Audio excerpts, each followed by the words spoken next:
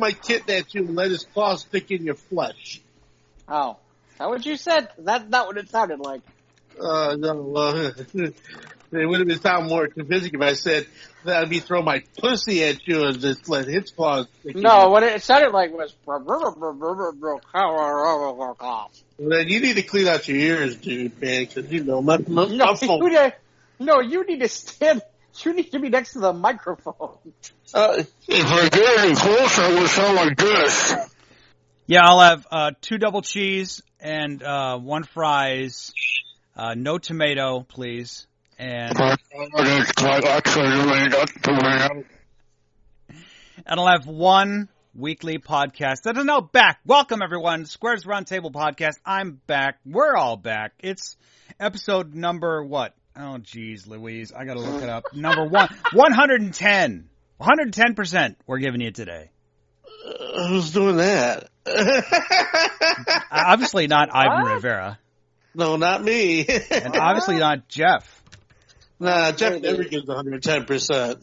Well, that's not 100% It's true. physically impossible to give 110%.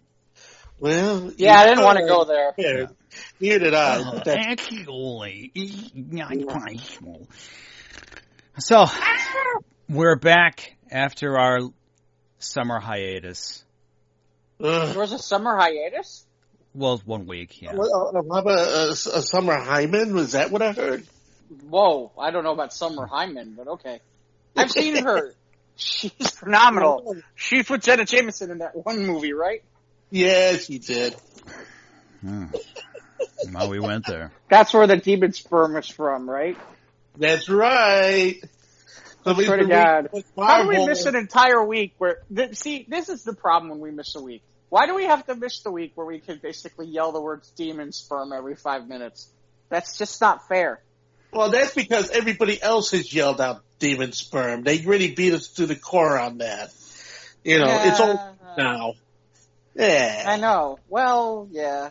So You know what my favorite part of that is? Oh, the media doesn't want you to hear it. Are you fucking kidding me? It's on the fucking View.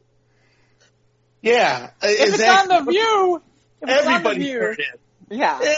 Everybody's heard it. If it hits the View, it's heard. Well, this media doesn't want to hear it, and then the other media says, "See, I heard it." Yeah, that's what. And then they pass it to us, and then But did you hear it on Squares? Well, you did now, so right? congratulations. No, yeah. Here's the real answer to the question. The media doesn't want you to hear or know anything about it. Oh, so you're talking about Squares of the Roundtable podcast? Oh, okay, that's something. Sense. Yeah, the media doesn't want to hear. Yeah, right. You know, we should our audience. There's our ad campaign. The media doesn't want you to know anything about us. There's reasons, but, you know. Yeah, but that'll be up to the people, you know, listening, if they want to. If they are. You know, if they're listening. Do I listen? No. You know, I will tell you, it was, I finally got the Spotify app, so it was really pretty cool to be able to be like, oh, there's our podcast. Boom, you know. Spotify. Yeah. Yeah, I listen on Apple after I download it sometimes, but usually because I've listened to it twice before I edit, after I've edited and all that, I've listened to it a grand total of 2, sometimes 3 times. So I usually don't listen to it again until I was like, remember that one thing? Oh, that funny thing Jeff said at 1:28 or whatever in the time marker. So I want to hear that again. So I'll download it and I'll fast forward and I'll listen to that sometimes. But I don't have the Spotify. I have the PodBean and Anchor apps on the phone. And I thought, just the time where I was like, maybe we should put Squares Roundtable podcast on TikTok. And I was like, no, maybe that's not a good idea right now. But right now because, you know, fucking Dump, you know, decided to do a complete 180 and now Microsoft wants to buy it out. Well, I don't know. I mean, when the military says don't download the app because it can track you. Anyway, but it's okay if you buy stuff from China from them. No, on Amazon. Yeah. Don't worry about it. For that matter. Or Alibaba if you're going. And all overseas. 40. That's like the Middle Eastern Amazon Is it's out east. But that's the guy from China. It's Alibaba. Oh, okay. This is a different one. Yeah, that's babagoogle.com. Okay, you guys are killing me. So how you been, Jeff? I'm okay. I want to throw something at you because throw it. I thought this was interesting. Not like a fucking monkey. I don't want you to throw no shit at me. Throw it underhanded. Okay, okay. Well, I wanted you to just pick two. These are they gave me a list of they give us a list of 12 shows from the 70s, and I'm telling you, I had a hard time with this one to pick just two. Just pick two shows from the 70s? Yeah. Okay. Here's the list. All right. Here's the list. Listen carefully, Ivan. I'm listening. I'll repeat them. Happy Days, Sanford and Son, Three's Company, Alice, Good Times, Mary Tyler Moore, Maude, Soap, All in the Family, The Courtship of Eddie's Father, and The Jeffersons. That's impossible. I know, right? That's my impossible. reaction. How the fuck you gonna go ahead and pick out two and of course it also just tells you about the state of television that's declined in the last so many years. But Norman Lear, man, he had the landscape. But how can you do that? Not two. It's not possible. Sanford and Son and All in the Family. See, it is possible. Well, he just did it. He just did it. That's impossible. I did it. I'm with you, Ivan. My first reaction when I started to look at this was, how do I do this? I mean, if anything, my first reaction was, okay, what do I eliminate? Because I was like, okay, Courtship of Eddie's Father, no. Okay. That was boring. I couldn't watch it as a kid. It's like, when does he turn to the Hulk? He doesn't. He just hangs out with his kid. Yeah, I didn't. Well, that was the premise of the show. Okay. Wasn't this before? But wasn't that before the? I think it was before. That was way before the Hulk. Yeah. Right. That's why it was weird because I was a kid. As a kid, Mike, you and I have the same reaction, which was when I was walking to the kid going, "When you gonna turn into the Hulk?" No, this shows it from before that. It was a little boring. Back when they had an Asian, as a housekeeper, which of course, huge stereotype. Yeah. But All in the Family with Sanford and Son with a close tie for third place with Happy Days and Three's Company. See, I'm with Ivan. This was hard for me. I couldn't pick two. I can tell you which ones are not in the two that I'm looking for. Maude is one.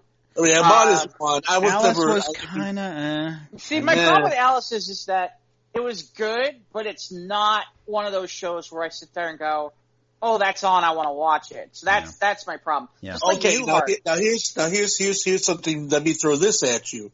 Okay, if you had a stream that featured all of these shows, which is the one you would watch more?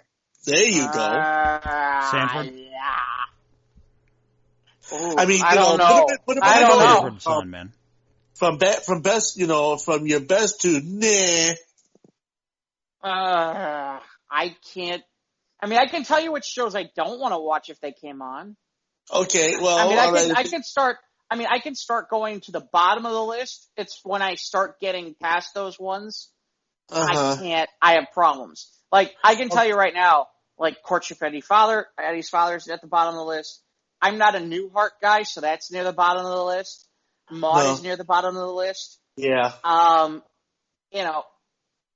wasn't. See, I'm not a big Mary Tyler Moore fan, so that would go near the bottom of the list for me. Okay, yeah, me too. Alice is. See, the next. See, this is where I start getting.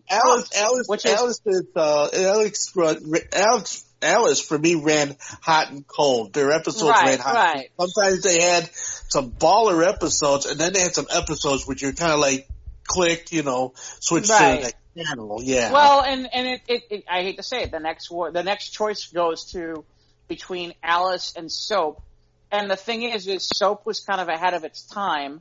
Well, and you're talking young Billy Crystal. Yeah, I was too young to real young Billy Crystal. And the thing with Soap, it's an acquired taste for something, if you're into that kind of a thing, I mean, for what it was, it was breakthrough television, but would I want to see it again if it ever came on? Not necessarily. Well, like I said, that's why it's near the, I mean, like, for example, now that I'm going through this, okay, right. So Alice and Soap are gone. Really, so now we start getting into the hard stuff. Of the ones that are left, Good Times is probably next to go off the list if I was looking to get towards the top. Which leaves, and now it gets ugly. Now it gets ugly because it's like, Good Times. J.J. Walker. Yeah. Was always he was Jackson. Exactly. Young Janet Jackson. Young Janet Jackson too. I like the Jeffersons over Good Times.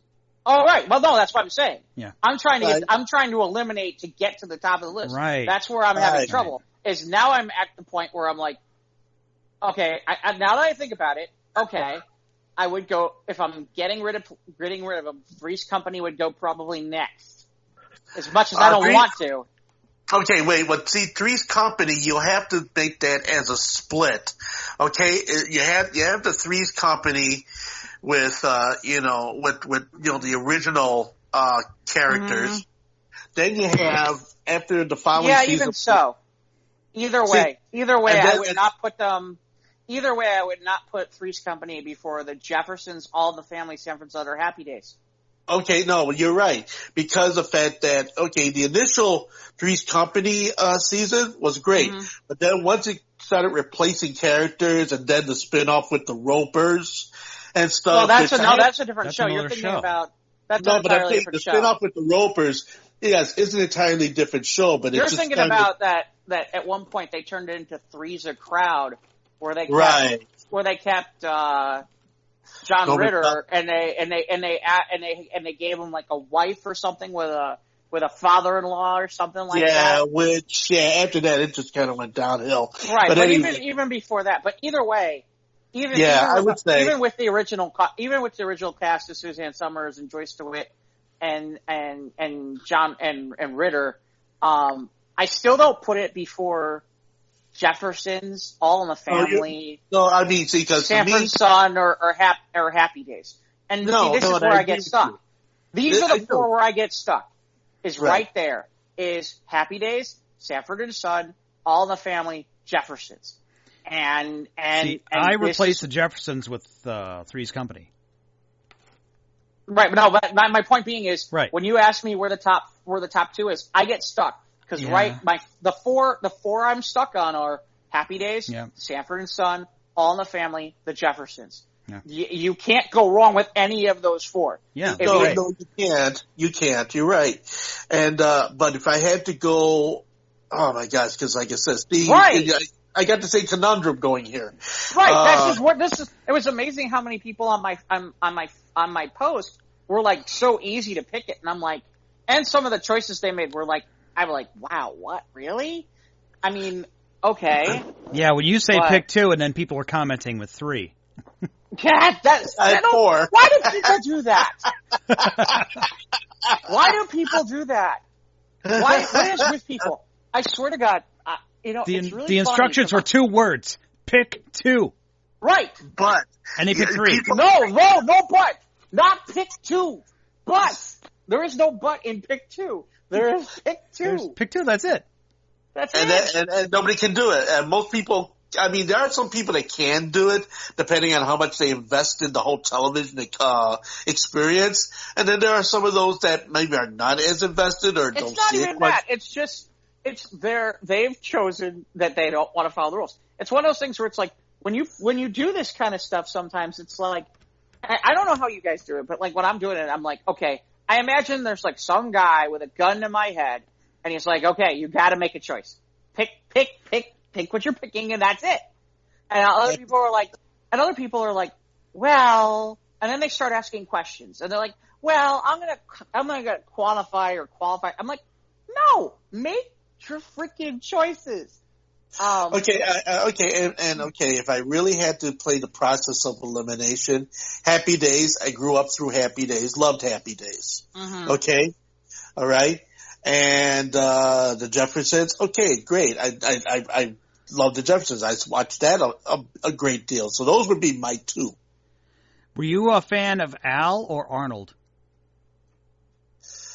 Arnold. I liked Al. I liked, okay, Arnold for, like I said, the beginning episodes, but I guess maybe they were getting heat because of the whole, I don't know why Pat Morita left Happy Days. I don't know. I don't know why he I'll have left. to I look don't that know. up. Well, I say Pat Morita, because being the person that he is, and, he's never really stayed at any one thing very long. I mean, he's got a long list of, movie and television credits to his name. Yeah, including that really bad movie with Jay Leno that I can't remember the name of. Well, okay, but he did do the Karate Kid movies, which they were all fabulous. Okay, so you can't say all of it was bad, but no, I was just making fun of the fact that he made a really bad movie with Jay Leno. I don't even remember that. That's okay. Most people don't want it. That's a good thing. That's a good thing. That's a good thing. Or something? I don't know. What the hell? Anyway. So you can't narrow it down to two then, Jeff. Now that I'm sitting here and we're talking about it, I think I can pick one. I think I can get one right off the bat, which is it's hard not to put Sanford and Son in any list of my top two. I really love Sanford. Red Fox was just amazing in that show, and he's incredible. My problem is who's the second show, and if I'm sitting here, if I'm gun to my head, oh man, this is rough. For me, it's All in the Family. I think I'm going. Honestly, if I'm going, it's between Happy Days and Jeffersons, and that's my problem. I like both shows. Yeah, well, you're in my corner now with the Jeffersons and Happy Days, because that was big. That was big viewing in our house, and I mean, as far as the Happy Days saga, I mean, I started all the way back to Love American Style, so I followed that whole. Okay, so if I'm gonna start getting scientific with it, I guess I'm picking Happy Days, and the only reason I'm picking Happy Days is because at this point, the only reason I'm picking Happy Days is because essentially 2 shows got spun off of Happy Days. 3. What's the third? I already got 2. Well, you got Laverne and Shirley. That's one. Joni Loves Chachi. That's right. That's right. And then Mork and Mindy. Mork and Mindy. Right. I forgot about Joni and Chachi. Shit. Well, he only had one appearance on Happy Days. True. Yeah, so did. It's hardly call it a spinoff. Oh. Yeah, but Laverne and Shirley, when they came on to Happy Days, and then not long after, they became a show. And then Mork. But Laverne and Shirley were recurring characters. Right. No, Mork was on the show more than once. No, he was only on there once. No, come on, no way. No, I don't think. No way. I have to disagree with you on that, Mike. To the internet. Yeah, I know. I'm getting there now. Well, Jeff's looking it up. No way. There's no way that Robin Williams was only in one episode. None whatsoever. Hold on, IMDb. I would have to say 2 or more, but not just one. Oh no, there's no way. There's no way that he was only in. Hold on, full cast series. Let's see if I can find him. God, Ted McGinley got everywhere, didn't he? At some point, Ted McGinley is like the best. It got to like a lot of great stuff when he really shouldn't have. Well, Married with Children and Happy Days and Revenge of the Nerds. Okay, so Laverne and Shirley were only on 6 episodes. Okay. I don't know. Because wasn't Fonzie dating one of them at one point, and didn't Richie? Yeah, I think Patsy ended up dating them for an episode, and then like I said, the spinoff of Laverne and Shirley. I think there might have been Yeah. Okay, so Robin Williams, Mork for Mork, 2 episodes. Okay. That's Not what I one. thought. 2 episodes. But you're right, Mike. I thought it was more than that. I thought it was more than that. I thought. I wouldn't call because Mork visited Earth in the 60s, and then Mork for Mork takes place in modern day would have been their early 80s. Right, but of course you got to remember, being set in the 1950s. Okay, with the sci-fi and that whole thing going on back in the 1950s, it would be possible for Mork to be set in that particular time and place as maybe a time continuum, going through that episode. You know what I mean? It's just that type of a thing because sci-fi was big back in the 1950s. But Mork never mentions visiting the Fonz on his show, Mork and Mindy. Just the character was supplanted into his own series. Right. It doesn't tie into the Happy Days cinematic universe. No, but he was there, and he did end up getting a show afterward. That's the point. Right? Yeah, it's close. Like I said, I mean, I thought the most interesting thing was it was funny because they did that Gary Marshall thing that I saw a while back. It was interesting because they were talking about apparently Robin Williams was not the original casting for Mork. And that guy bailed at the last minute. And I don't remember who they said they had seen him at a comedy club and they just brought him and they thought he'd work and just boom. Yeah. That's how a lot of really huge discoveries happen on the whim of somebody losing out on an opportunity. It does that, just like, okay, you think of the Vince Guaraldi Trio. Who? Vince Guaraldi Trio. All the Charlie Brown and Peanuts cartoons that were made over the years. Guess what? Bill Melendez went to a club, found the musicians there working for Peanuts and said, that's the group I want to do the soundtracks to the cartoons. Right, and the Peanuts. Peanuts. And then they worked for Peanuts. Right. Literally, as well as figuratively. Yeah. So yeah, like I said, the only reason I wanted to bring that up was I'm kind of sitting there and I'm like, God, this is rough. I was curious if you guys could do it. I knew Mike could do it. Yeah, it was rough for me just to narrow it from that. Yeah, from 4. I mean, say pick 4, easy. But 2, it's like, eh. Yeah, 2 is tough. No. 2 is tough. I'm sorry, 2 is really hard because you're talking from 0 to 10 and then, you get to 8 and you're like, okay. But in fairness, even, the irony is some of the shows that I knocked off really fast are shows that, quite frankly, I could make arguments for a couple of those shows that I was like, nope. And I could have made arguments for those shows and been like, yeah, absolutely. There's some really good, look, Good Times is nothing to sneeze at. Yeah, it was good. Soap is nothing to sneeze at either. Again, obviously, and look, Supreme Mary Tyler Leader Moore. Soap. Well, because it was all quality programming and in certain degrees for each show, depending on what you were interested in at the time, they all had something to offer. I think today gets. I gotta be honest, Ivan. I think today gets slammed, and the reason why today gets slammed is because there's just so much out there. There's still great quality. The thing is, there are so many channels and so much programming out there. There's only so, and you got to fill it with something, and you can't. Everything can't be a spectacular program versus back in the 70s. Okay, really, back in the 70s, it was 3 networks, and you know what? It had to be the best of the best to make it on a network. You couldn't No, you're right. You're right on that behalf because, I mean, here it is. There was even songs recorded of it, 200 channels and nothing on.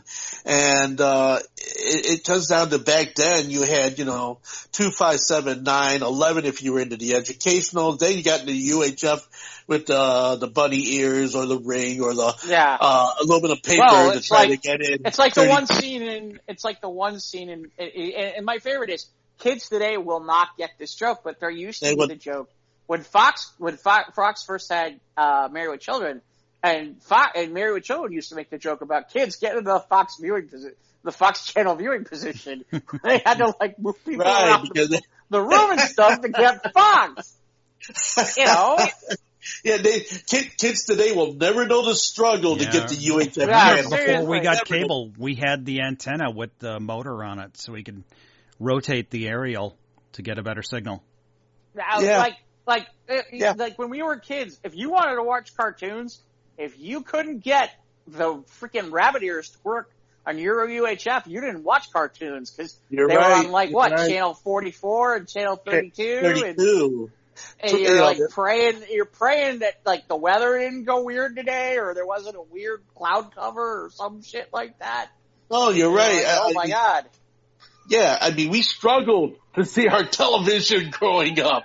Well, the funny part was 32 wasn't nearly the problem. The problem was all the really good cartoons were usually on 44. On 44. Or on 44, and that was always harder to get. Yes, no, you're right. Agreed. You're right. I mean, we had 2 TVs in our house. We had the main TV down in the living room downstairs. Then we had a second TV that kind of shifted into our rooms upstairs. Mm-hmm. And depending on which room the TV was in is when you kind of figure out when the programming was going to come through. Yeah, no.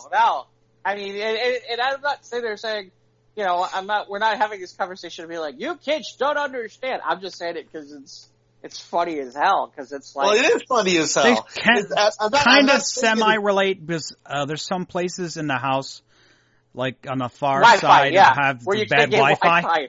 Yeah, that's the closest thing. Exactly. You're right. Actually, that is pretty funny. Wi-Fi is today's bunny ears that don't work. That's right. Yep.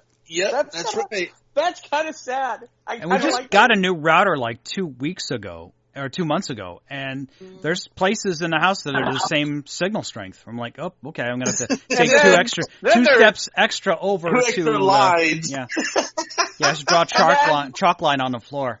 And then there's jackasses like Ivan who worked at radio stations and then sit there on purpose and hold the tape on a reel to reel, and so there's this sound, and then the guy calls up and he's like, What was that? I don't know what's going on. I'm so sorry. Must be the signal. Yeah, that's it. Must be the signal. Oh, you'd speed somebody's... I used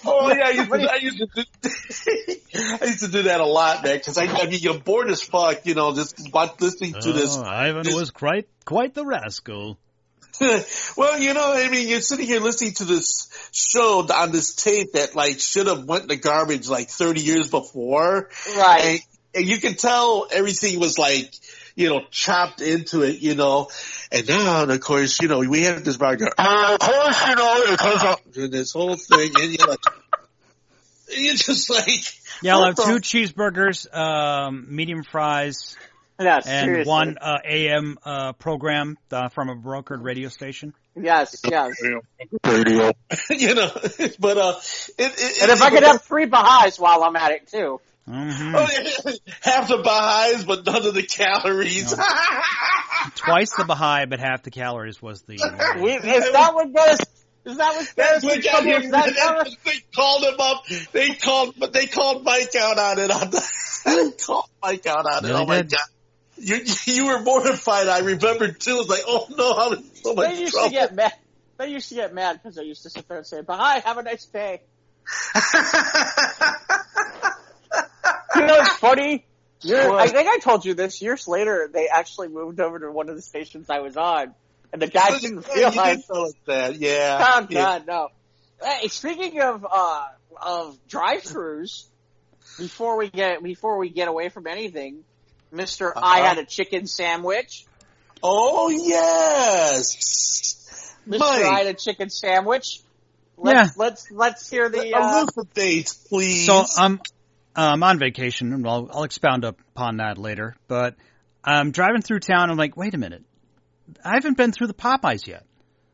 The Popeye's been open for a few months now, so I'm gonna get me some lunch. So I drove through, got me a Popeye's chicken sandwich, and that was very good. But if I had to choose, I'd go with Chick-fil-A. Really? What? Yeah. Wow. I mean, they're both good, but if I had to choose, gun to my head, between the two, I'd take Chick-fil-A. Why? Well, I guess that puts a hole in my situation. No, I'd go with the Popeye sandwich. I mean, I'm not saying Chick-fil-A. Well, it was very good. I didn't get the spicy one. I just got the regular one. Right. I'm curious why you like the Chick-fil-A better than the Popeyes. How that pickle tastes. It's a different kind of pickle when you bite in with the Popeyes one. But I like the Chick-fil-A, the taste of the Chick-fil-A's pickle better, and I like the waffle fries better than Popeyes fries. Oh, but we're not talking about fries. Yeah. Well, we're just talking about the sandwich. Okay, so we're just talking about sandwich. That was incidental, like I was saying, but I'd say I just like the taste of the pickle on the. All this about the pickle. It's all down to the pickle. Wow. You know what? I've had Chick-fil-A. I've tried it. I've tried their stuff a couple of times. And I don't get it. I don't see the ooh and the ah. You don't find the allure in. I like them both, but if the Chick-fil-A chicken sandwich is a 5 out of 5 yeah-mans, then the Popeyes is like a 4.75. Wow. Okay. Interesting. Yeah. Interesting. It's a close second for me. No. Again, for me personally, I have tried a couple of times, like the Chick-fil-A chicken sandwich, and I don't know. I don't feel like there's much to it.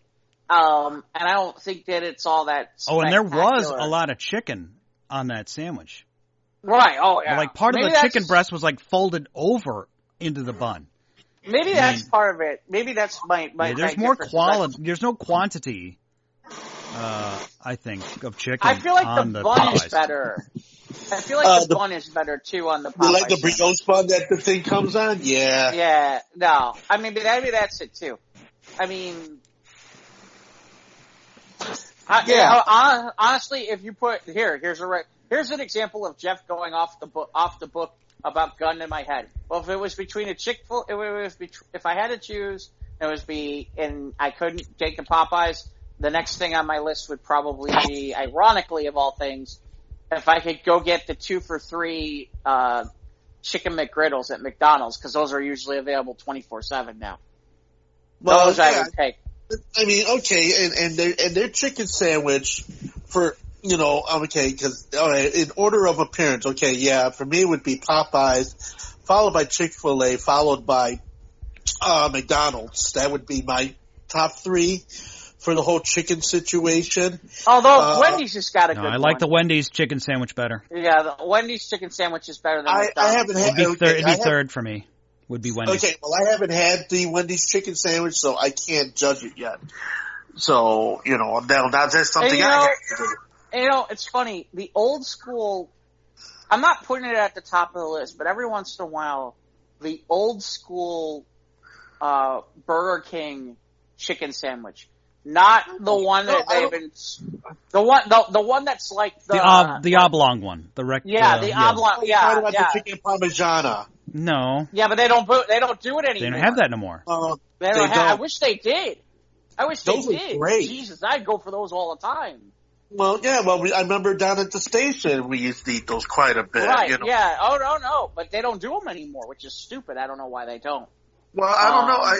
Because it was a great sandwich. Okay, I usually got the chicken parmigiana with the sauce and the cheese on the top inside the sandwich, I mean, I would think that they would do it the same way that McDonald's does the McRib, like a seasonal thing. Yeah, but they don't even do that. They haven't but they even don't done even do that. You're right. No, they don't even do that. It's kind of a shame because it was a great sandwich. Yeah, it was. It was the kind of thing where you sit there and you go, ooh, I need to go get one of those. Now, it's funny, though. Mike talks about fries. I will admit that half the reason I don't usually end up at a Burger King if I do that stuff is their fries absolutely suck. Yeah, they do. No, Their the Burger fries King are fries the are worst. lousy. The Burger They're the King worst. fries are lousy. I don't like Burger King's fries. I'm not a big fan of them. I mean, when you get next to McDonald's French fries, especially when they're hot out of the fryer, they're amazing. Okay. Then, of course, right up there with Culver's fries. I love Culver's fries. I can eat Culver's fries. Which is surprising. See, the funny part about Culver's fries that always surprises me What's is that? they shouldn't be, that with the way that they look, I always am like, oh, these aren't going to be nearly as good as I think they should be. But they are, though. And they are. The crinkle fries, man, they're like, Right, yeah. No, because you're always expecting them to be too mushy, and they're not. And you're like, oh. No, they're very Okay. hearty. They're very hearty fries, I have to say. Okay? Although it's funny, because that's the same, isn't that the same kind of fry they do at Portillo's, basically? That's the same Yeah, look, it is right? the same. Yeah, which that was going to be my next thing. Yeah, right next to Portillo's fries, which they're identical, but yet they taste so good. I don't know, maybe it's just the fry that they make that it's really good, as well as just aesthetically pleasing. Looking at them. Yeah, like It just it adds to the ambiance. Where like when you get the fries in that little paper boat. Yeah, That's part exactly. of the. It's part of the allure. Yeah. Yeah. Well, yeah. No, like I said, I'm just always surprised because the way the fries look at both Portillo's and Culver's, you're sitting there going, this isn't gonna be crunchy, and yet they are. So you're like, I don't get. I'm like, okay, they're better than I thought. See, both of you guys don't have the ultimate fries near your house though. What's that? Anymore. Because I'm not gonna lie, I trying to avoid that place is like the death of me, which is that there's an Arby's nearby. Yeah, their potato cakes and their curly fries. Curly fries. Oh my god! Yeah.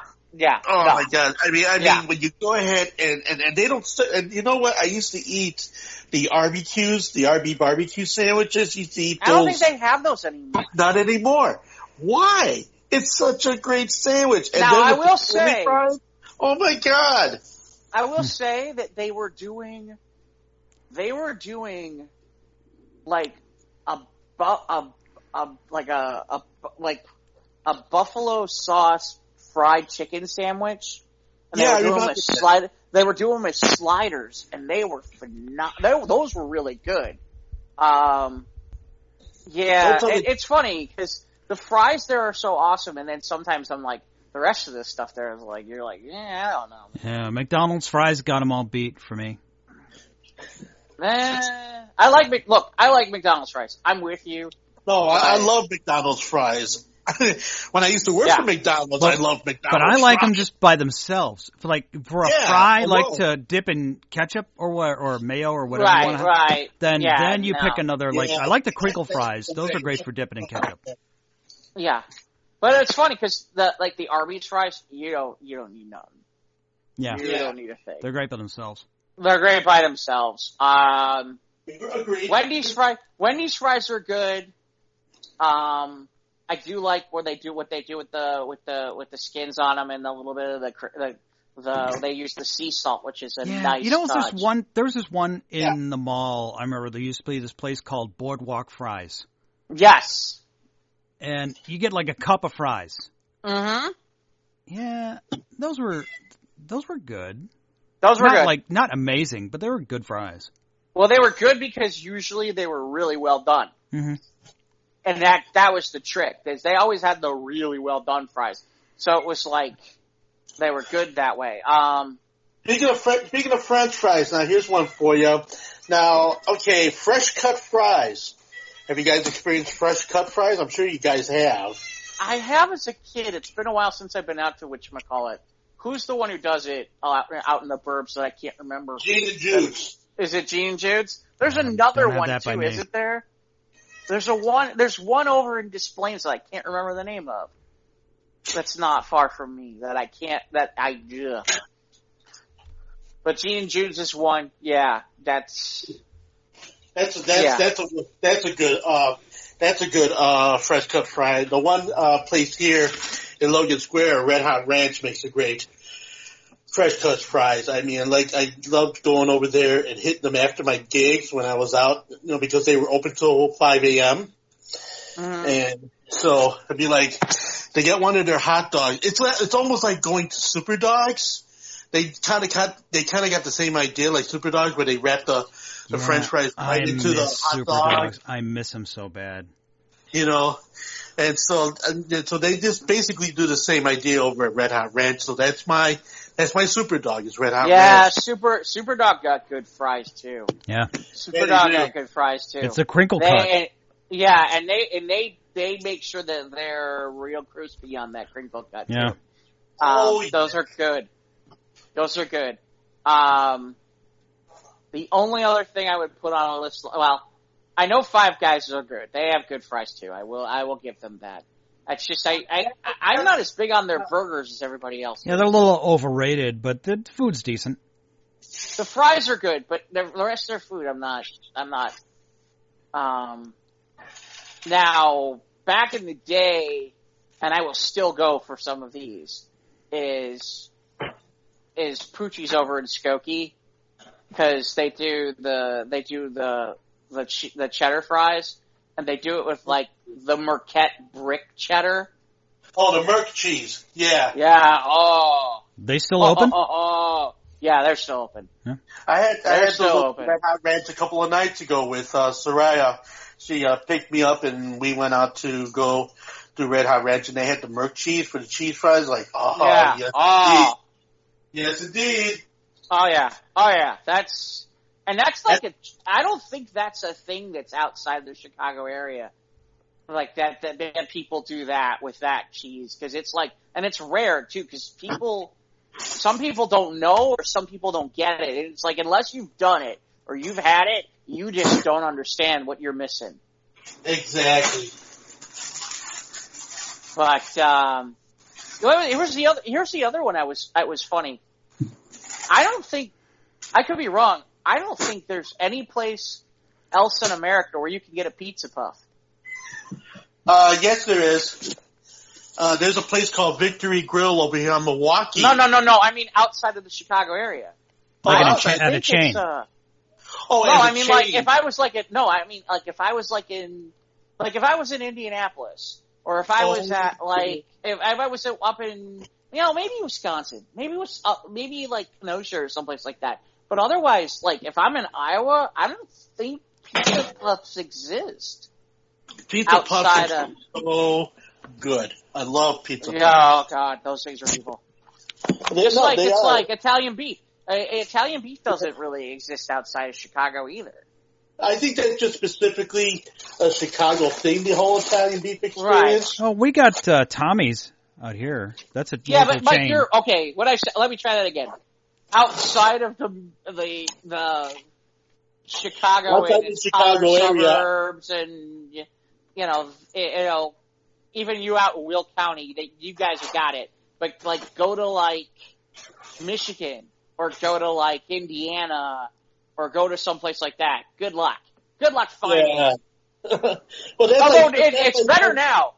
It's better now because like Portillo's is down in Indianapolis now in certain places. So some of that's going. They're expanding a little bit, but.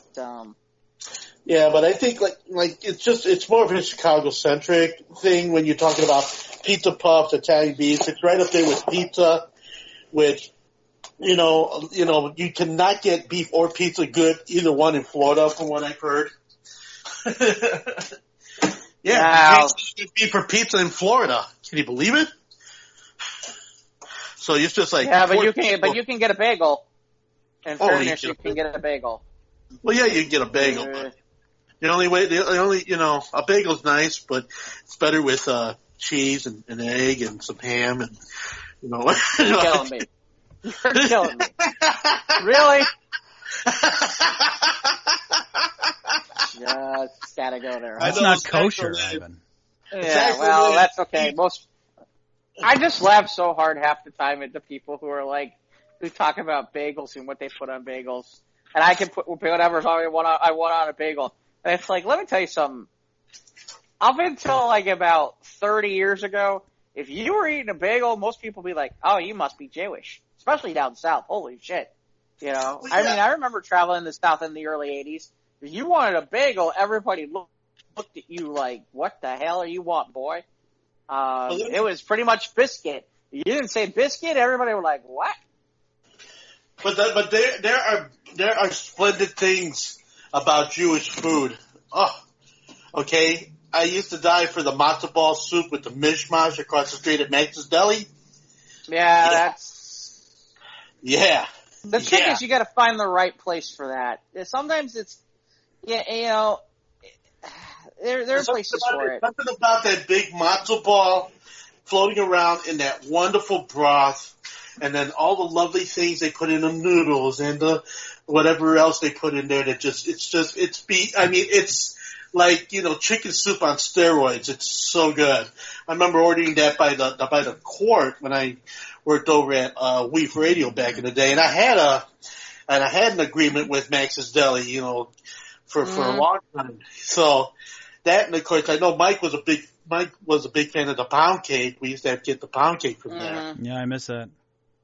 There's just something about a Jewish deli that is just extraordinary, the quality of the food that they make. Even if you get a good Jewish deli where, you know what, you get the corned beef on the rye bread, and you're like, yeah, and they know how to do it. It's like, you know, it's just this big honking bunch of corned beef, and it's fresh, and it's thin cut, and it's like, yeah, that's what I'm talking about.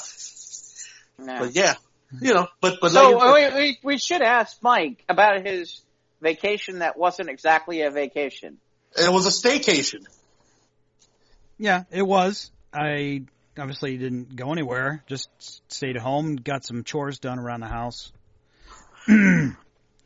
Like, you know, built a jigsaw puzzle on Monday, and then Tuesday trimmed the hedges in the front yard. That knocked me on my ass, man. Like I was only out there for an hour, and it wasn't even like 80 degrees. It might have been like 80 or 81 or something.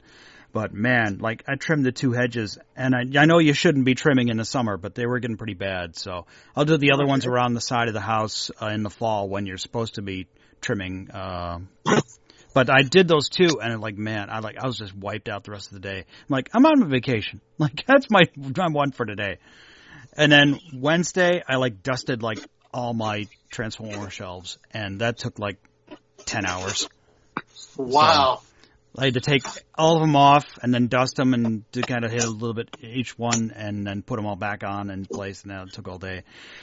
Thursday, like, bought some groceries, did some more cleaning, dusted around my desk right here. Got all stuff all over my desk, and then did some vacuuming. And then Friday, like, got a haircut, and obviously got my, my Popeyes. And then, like, did some more cleaning outside, cleaned that grill up, made sure it was all ready to go, and then took the cat to the vet. And then had our game night Friday, and that was fun. We played Shards of Infinity, another card game where you just like another cooperative where we just have to like they throw cards at you to like you got to beat the main bad guy, and it has a strength, and as you play you get like pretty much more like magic kind of power built up. Mm-hmm. Then Saturday did all the yard work, mowed and trimmed. Man, I love that electric battery power. I love how when Mike talks about taking a stay vacation, yeah, he's talking about like all things that you and I would never do, Ivan. Yeah, I used like to things do like get a haircut. That too. Yeah, because I had cleaning and dusting and chores. Well, you get a sense of accomplishment. Okay, but I do.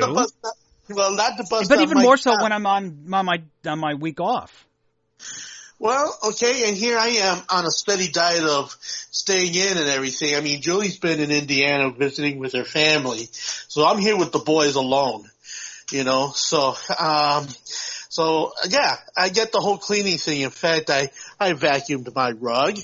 I cleaned out my bathroom. I got my kitchen all together. In addition to shifting and taking out the fat on, let me count them. 2, 4, 6, 8. I got about 645 sitting here ready to get put out on the block. Okay. You just put them on the block like Jenny? You're gonna put them? No, well, not Jenny on the block, but I'm putting them on the selling block. I have it on the block.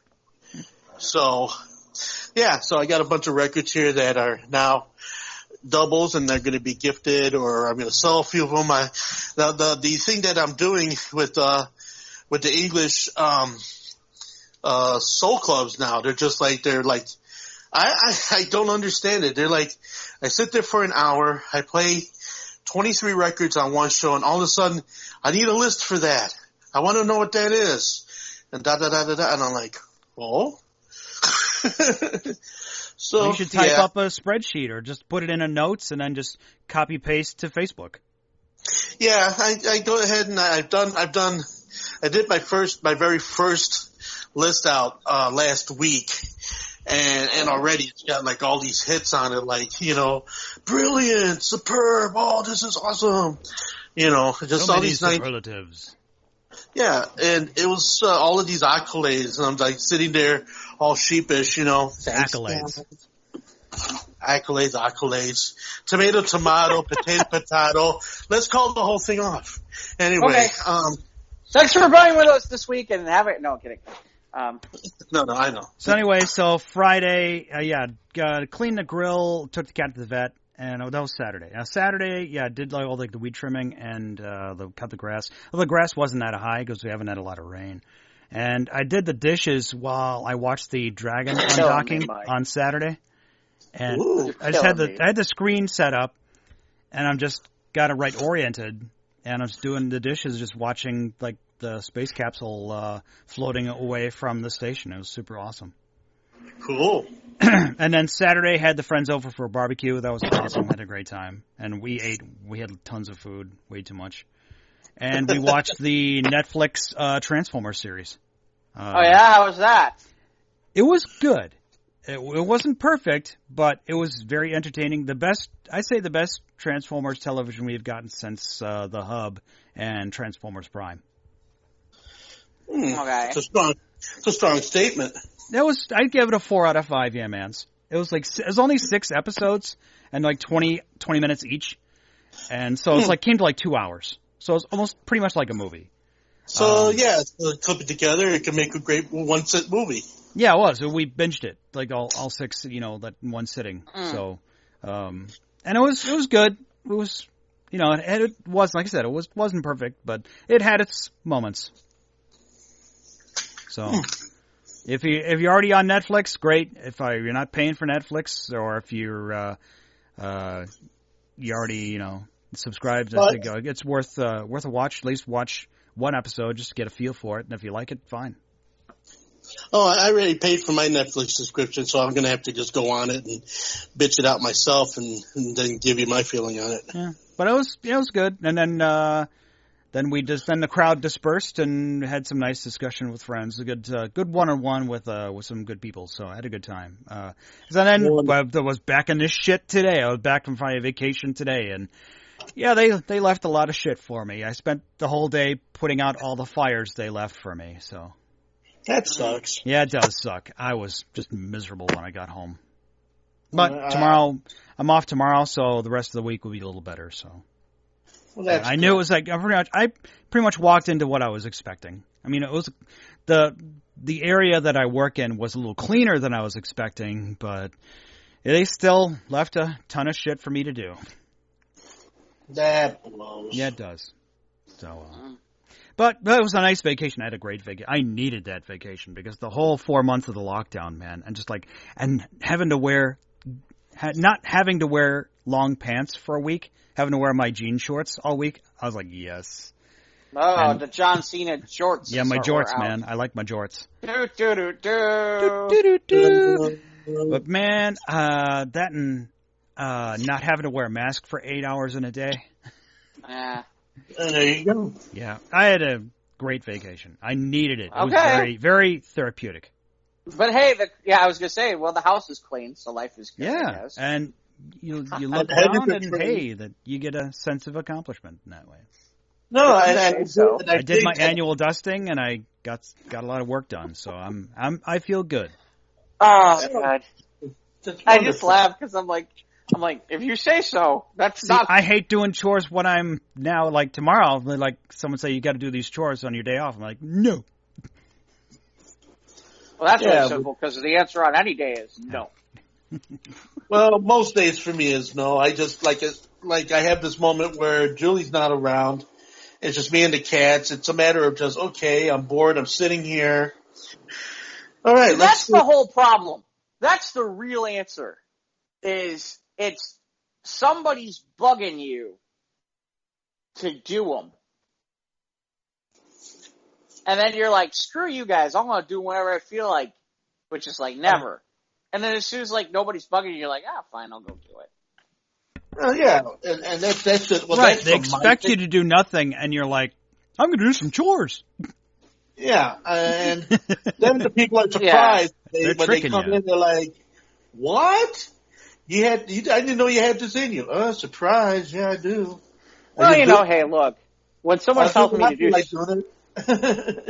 when somebody tells me to do something, I'm sure I'll do it within 6 months. I know. I saw that. That was. It's probably true too for me. No. There's a lot of truth to that. I'm not chopping you on that. Believe me. So, did you see anything good on other than Transformers? Did you get to any movies? Did you get to see anything? No, I haven't watched. I'm falling behind on Stargirl too.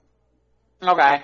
Are there still new episodes? There's still another episode this week? This is the last the one coming out Tomorrow? Is Or it Tuesday? this week or is it tomorrow? I don't know. I can't remember if tomorrow's the second to last episode or tomorrow's the season finale. It's coming up. Okay. But I can't remember which is which. I've not watched any television. The most TV I was watching was just obviously the Netflix Transformers, but that and the Dragon Undocking. Sometimes I'll fall down a YouTube rabbit hole, but no, I don't watch much television myself. So, all right. So I will. It's funny. The last 2 weeks I've picked up a couple of things, and I caught a couple of things. It was funny, and the only reason I'm bringing this up is because of who was in it, which is, it's so funny when I'm dealing with my mom, and it's like, let's watch something, and she's always looking for something that's like the opposite of whatever I'm looking for. So I get stuck watching some of these movies sometimes where I'm like, why am I even watching this movie? But it was some movie, a current movie. It was the woman from who played the leading Katie Keene, that Lucy Hale. And that's not the part that was amusing, because she's talking about like sex and stuff, and like one of the people that is like her friend and coworker is like freaking Mindy Cohn. Oh my gosh! Like there's talking, name. There's a name I haven't heard in forever. Right, That's like, a name that I've not heard in a long time. Well, I mean, we're talking, and this is a 2020 Facts movie. of Life, Mindy Cohn. Natalie from Facts of Life, yeah, in 2020. By the way, not looking all that bad either. But I mean, She's not. She's not. But I mean, still looks like she's been keeping herself halfway looking. But I was like, whoa, Mindy Cohn, and hey, by the way, saying the word vibrator. Okay, interesting. Yeah, that's why that's the only reason I brought that up. Fun. And she's found out about some facts of life. Yeah, I finally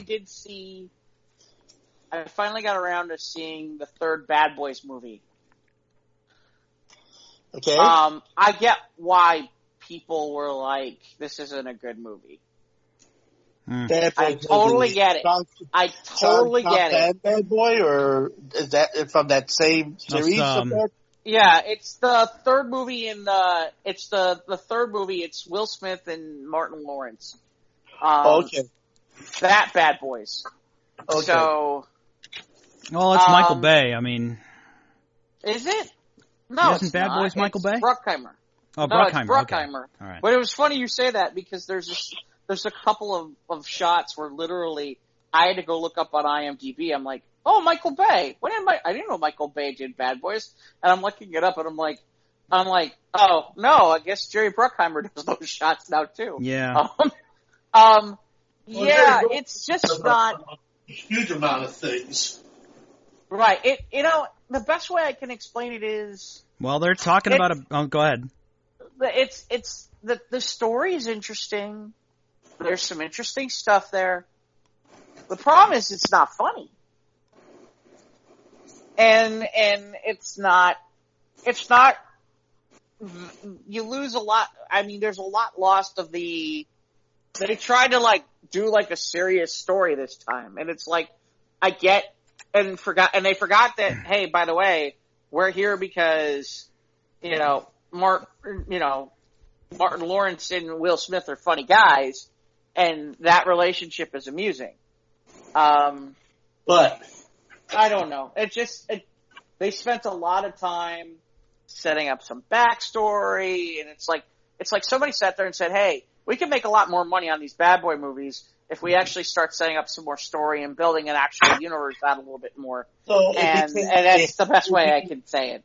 And so basically this third movie was trying to flesh out their characters instead of an actual That's story. right. Well, Michael Bay was Bad Boys 2 back in 2003. Was he? Yeah. Okay, well maybe he is involved with it still. I have no idea. Because I remember But, when Revenge of the Fallen came out, and there was a Bad Boys poster in one of the dorm rooms when Sam was going to college or something like that. I remember. Okay. But yeah, I mean,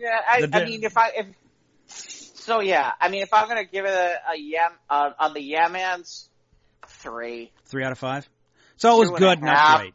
2.5. Okay. 3. Honestly, don't rent. Honestly, well, there's talks for a fourth one. I know, and it better be funny. That's all I'm gonna say. This one is not that funny. The next one's gonna be even less funny. Yeah, I just it's wonder. It's like the Lethal Weapon franchise to me. I mean, Lethal Weapon 2 was good. 1 and 2 were good, but Lethal Weapon 3 and 4 were awful. Yeah, they were pretty. That's because you can only wring so much out of a certain theme. I mean, that's what the Austin Powers thing. Is that what you think happened to Bad Boys 3? Was just more the same, trying to be the same level of funny? No, I don't think they were trying. Was there a lot of more of the same, the same gags? No, actually, it wasn't. It was like they tried to be. They tried to add more story. They tried to make it more like. The best way I can explain it is, it was like somebody wrote who was trying to give it. It's like they were trying to turn it into the Fast and Furious series or something. Is the best way I can put it. Like they were trying to build those kinds of stories. That would be kind of a good, like a studio formulation or whatever, a studio. Well, I mean, it's like there was some actual interesting story there, but I'm like, that's great. I came because this is a buddy cop movie, and I wanted a buddy cop movie, not all right, you're going to tell us this story and all this stuff, and it's like, I think they forgot who their audience was a little bit. They were familiar with their audience when they wrote it. I don't know. All I can say is, look, it was funny. That's one of the movies that was before the COVID hit, and I know it did pretty well in the theater initially because people were like, oh boy, Bad Boys, because Bad Boys 2 was so good. And it was funny. I remember people saying, yeah, probably could have waited. And, so as much as they definitely made what they needed to make on this film, and I'm sure there were people on rentals like me who were sitting there going, hey, you know what? It's $6, I'll give it a shot. They better really get their shit together if they're doing a fourth one, because I don't think people are gonna give them the same opportunity that they gave them for the third one. Man, I could have bought a chicken sandwich with that $6. Yeah. I could buy more than that chicken sandwich for that $6, but yeah. Well, you know what I mean. Right. Anything else, Jeff? Yeah, let's see. What else did I see? So now that Peacock's got some shows in it, since Comcast Xfinity gives them kind of like for free that you can check them out. So I checked out the first 2 episodes of this thing called Intelligence. It's basically like an Office-style comedy, but it's basically David Schwimmer as an American intelligence operative who's now working in liaising at an office in Britain. So they're all pretty much British except for him.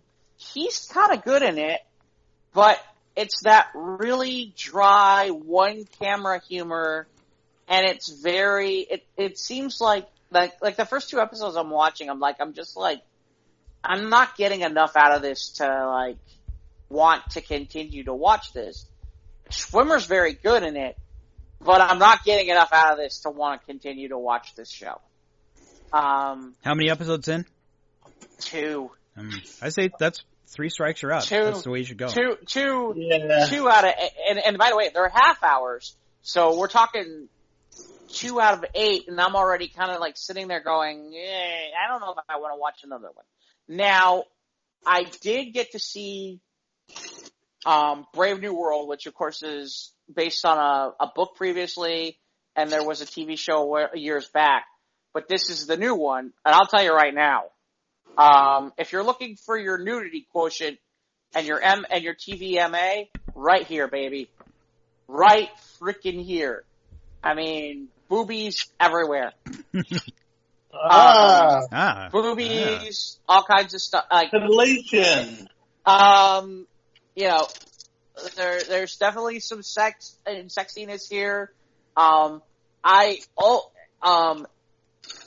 saw the first episode. So the person who's writing this is, you guys may recognize the name, Grant Morrison from comics book fame.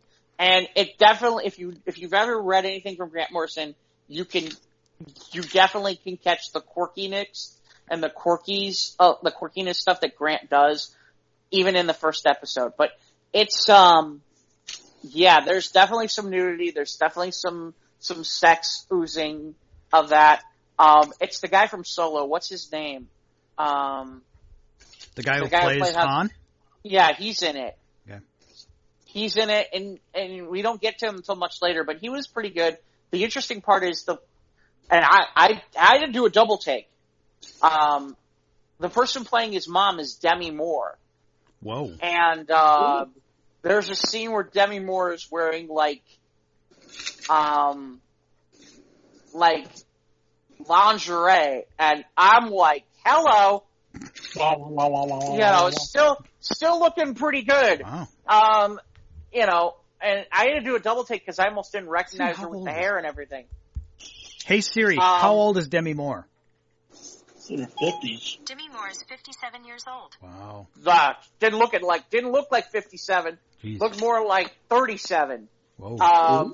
Looking amazing. I'll take it. It was kind of a brief thing, but yeah, it was interesting, and I haven't gotten around to getting a chance to watch it again, but I'm definitely interested.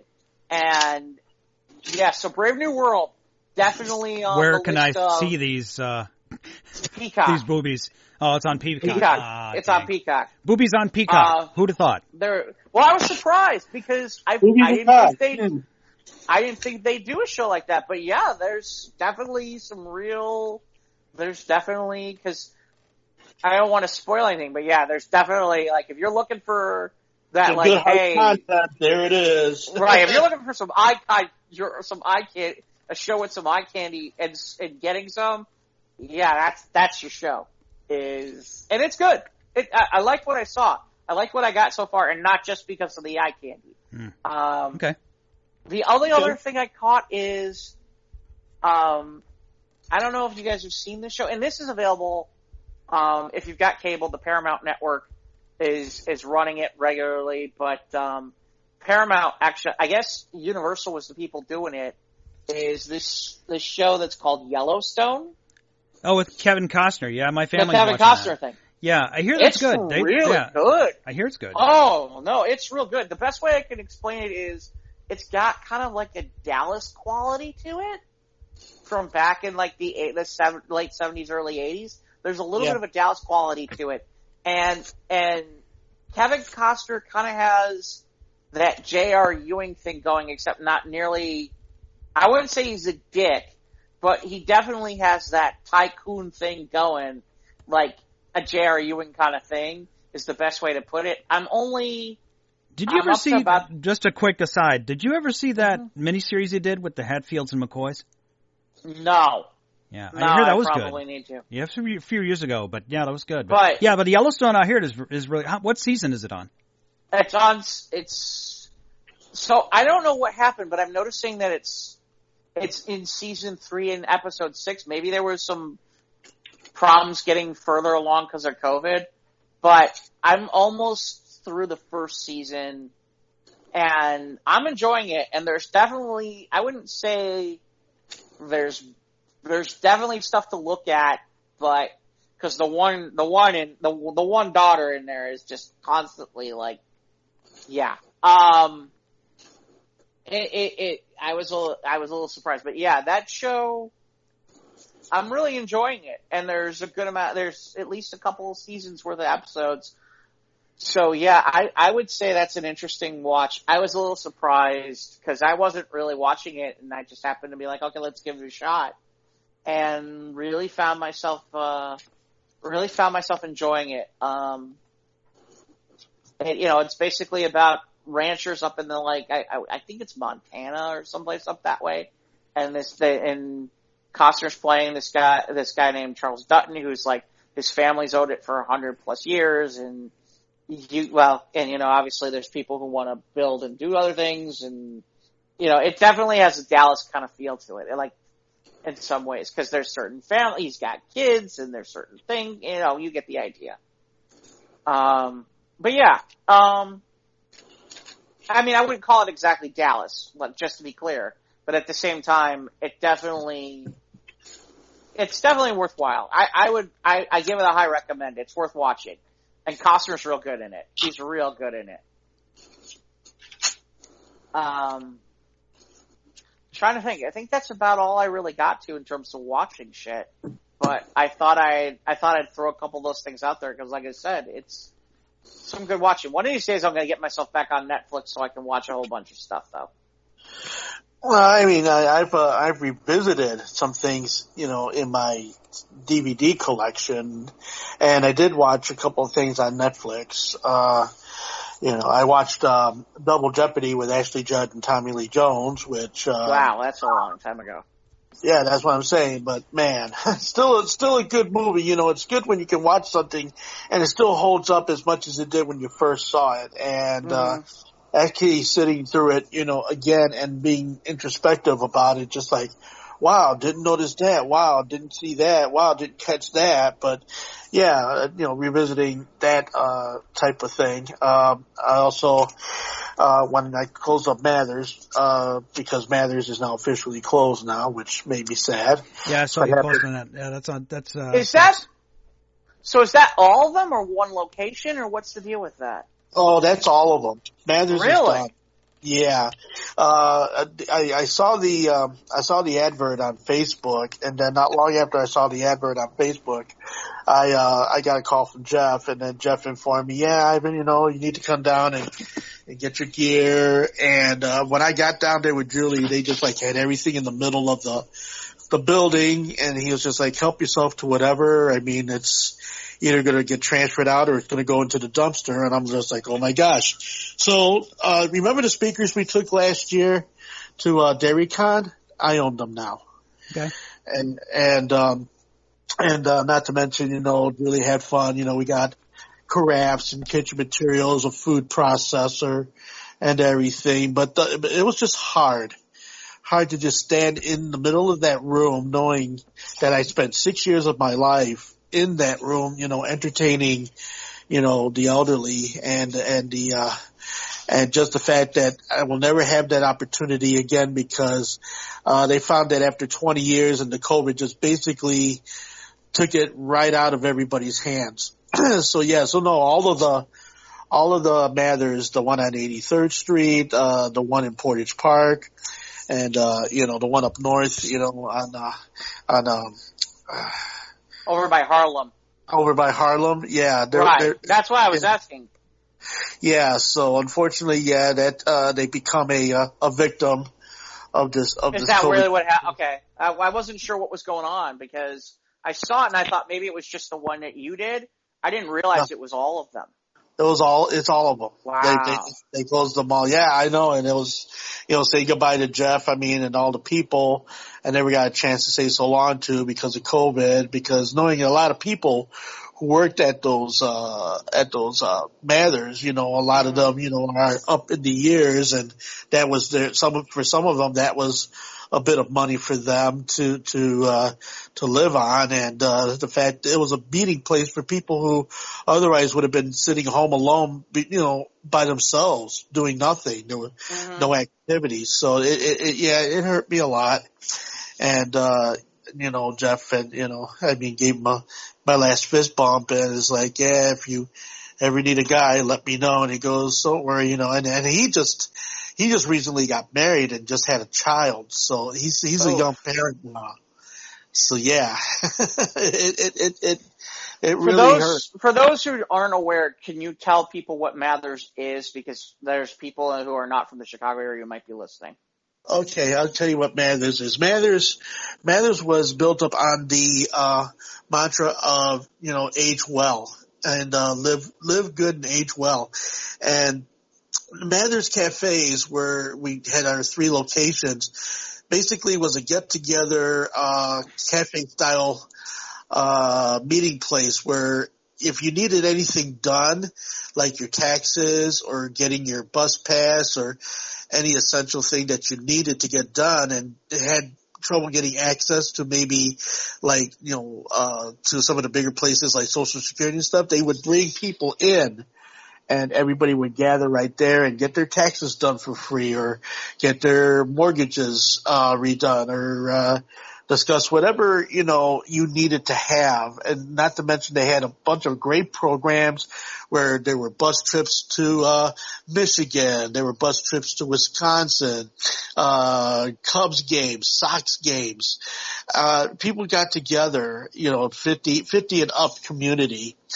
And there was an exclusivity because here you got a lot of people that otherwise, that are, a lot of them are, like I said, elderly. Some of them are disabled.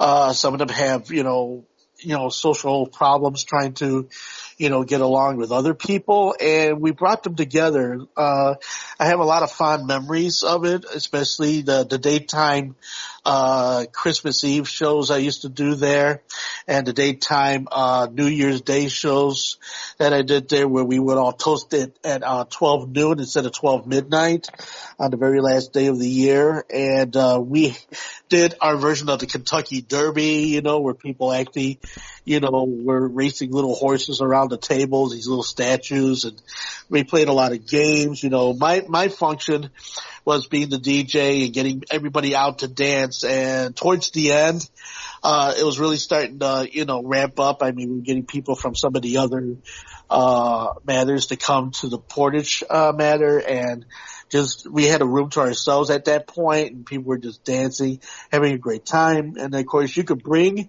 something to eat, or you could eat in the cafe, which the cafe served up.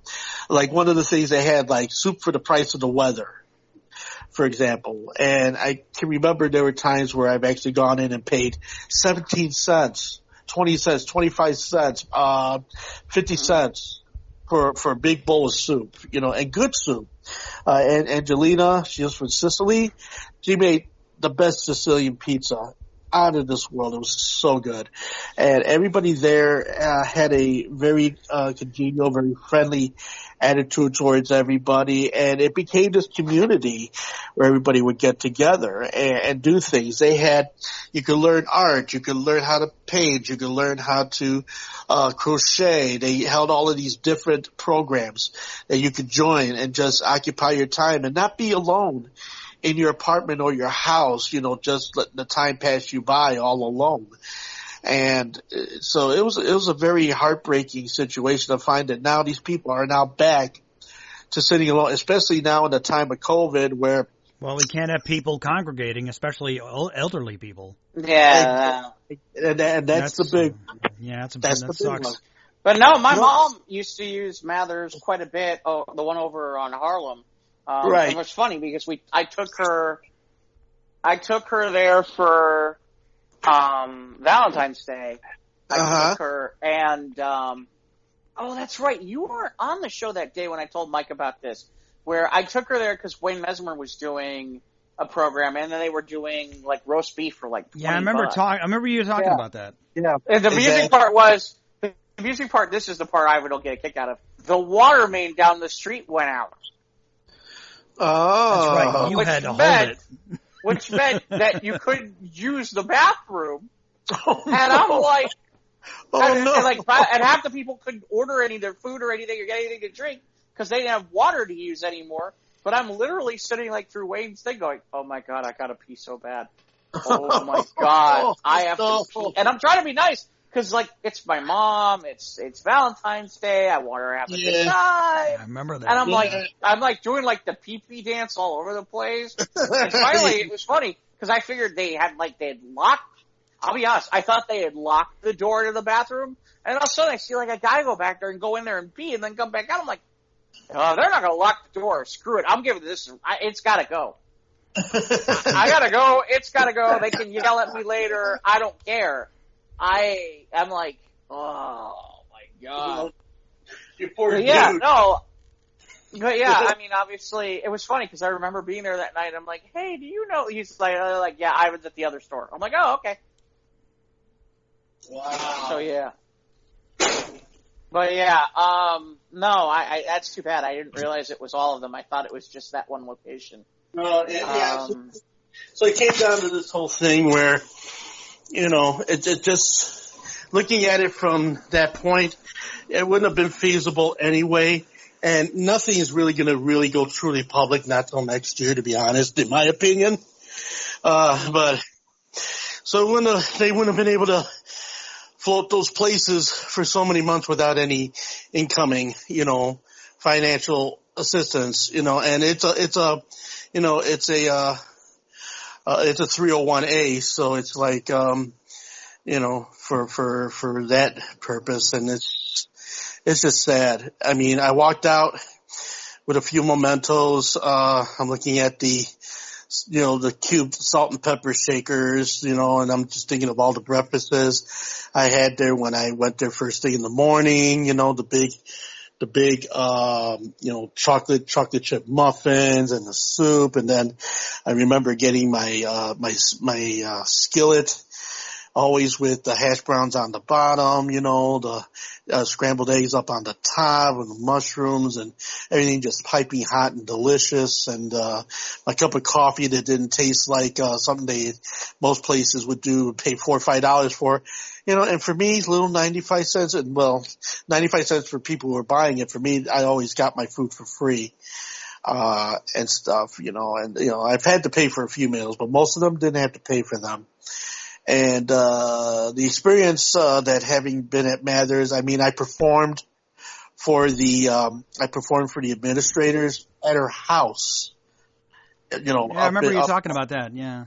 Up on Sheridan Road. That was, and it was an honor to be, spinning records in the middle of this beautiful home where the fireplace was in the middle of the living room next to a grand piano, and everybody's just enjoying the Motown music, and Julie and I were just sitting there just in awe of the splendor of what we were surrounded. I mean, I got to go to that, being there, I got to go to Foco de Chao as a volunteer. They honored their volunteers every year.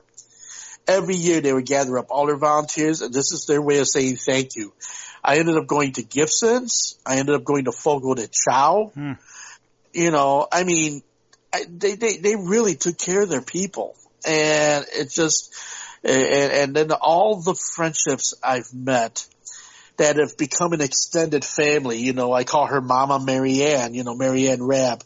Wonderful, wonderful lady, 74 years old. And, just, you know, every time I would come in, she's like, there's my sweetheart. And she give me a big hug and, you know, and she kissed me and goes, it's so good to see you, you know. And she would always tell everybody, you know, this is my son, you know, I miss that, you know, and we had Dennis the dancer who, you know, in his age to be able to be so lithe and just dance, and he would, you know, call to me, he goes, yeah, play this, this, and this, and I'll get people up to dance, and he would get people out onto the floor, and he would dance, he would do the Lindy Hop, and he would do the Jitterbug, and he would do all of the swing dances and everything, and, you know, then there was, you know, there was Melissa, and, there was Sherry, there was Elvis, you know, her husband's name really is Elvis, and, and Pat, and just all of these wonderful people. You know, they had their little theater group, the Mathers Players, which of course they did little plays for the holidays, for Halloween and for Thanksgiving and for Christmas, and they would do all of these songs and all of these little skits. They get together and do all this wonderful things. They had the Mather Jammers, which, I was a part of the Mammer Jammers, when I was with Ovi, when I was in the band, the Dynamics. And then the Mather Jammers splintered off when the Dynamics broke up, and Ovi went on to start building up the musical situation, you know, in other locations, you know, in the, Mathers universe. And, you know, I put up a picture on Facebook that pretty much says everything. Where it was this elderly couple. You got this one guy, I believe he was 91, and his wife was 94, and she was blind. But he always came in on Friday. They would always eat their breakfast, and then he would always come over and say, do you have something sweet where I could dance with my wife? And of course I would segue and then it says, what would you like to hear? Something from the big bands? And he goes, yeah, do you got anything like that? And, you know, here it is, Moonlight Serenade, and they're in the middle of the dance floor and they're dancing together like they were teenagers all over again. And then they sat down, and I just happened to have my camera at the moment where he was reaching out to her, and the love between those two people, you know, just radiated at that very moment. And so I took the snap and then realized that I had snapped my turntable along with the photograph. And I thought, yeah, it was about bringing people together. It's all right there. And, so looking back on 6 years worth of memories, because the reason why I ended up at Mathers was I was at the bottom looking up.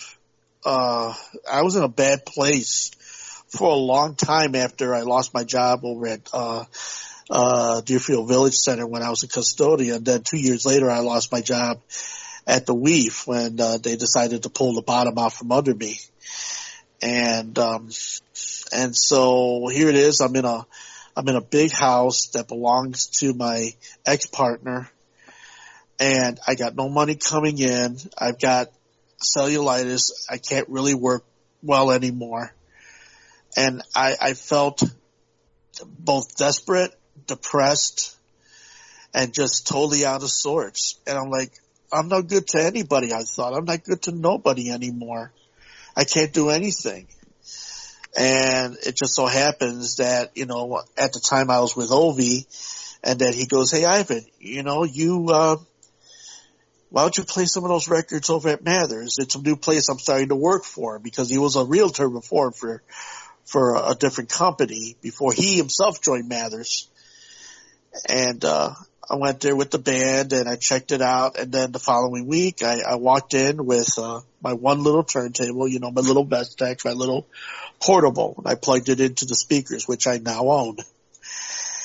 And I sat in the corner and I became a human jukebox, and people would come by, and some of them even wanted to tip me, because all I did was I sit there and play records and make announcements in between, just like somebody was listening to a radio.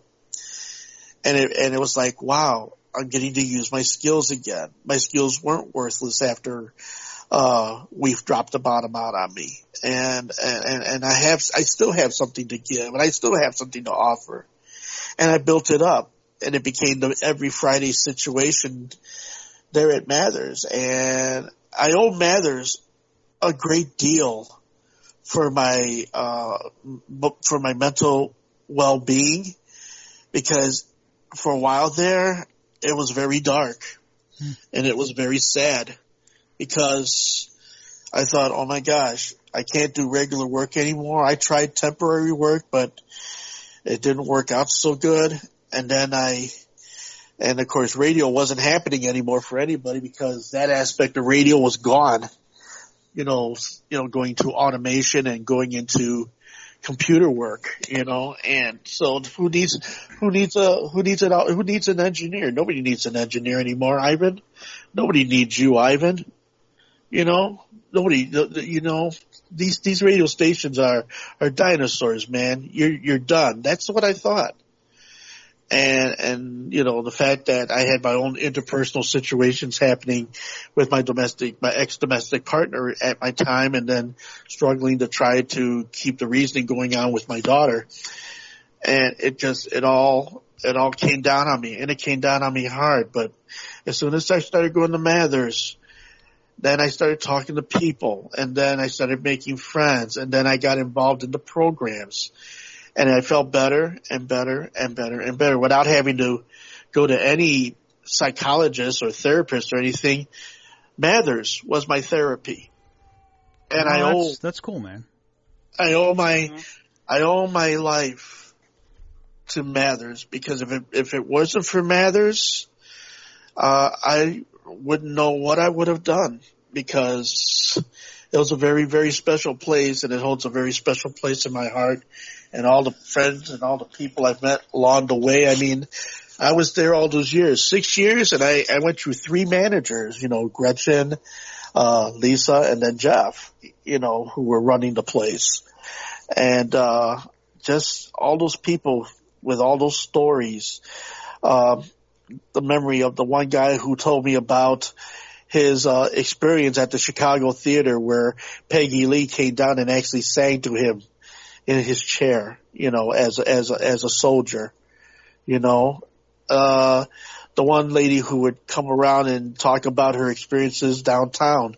She was a waitress, and how she would serve up all the names at some of the most famous places, the London House and so many other jazz places that are now long gone. And just everybody who had a major experience, I kept both ears open, and I sat and I listened, and all their stories were just so amazing of what these people have done in their lives. And here they are now, most of them in their 60s, 70s, 80s, and in their early 90s.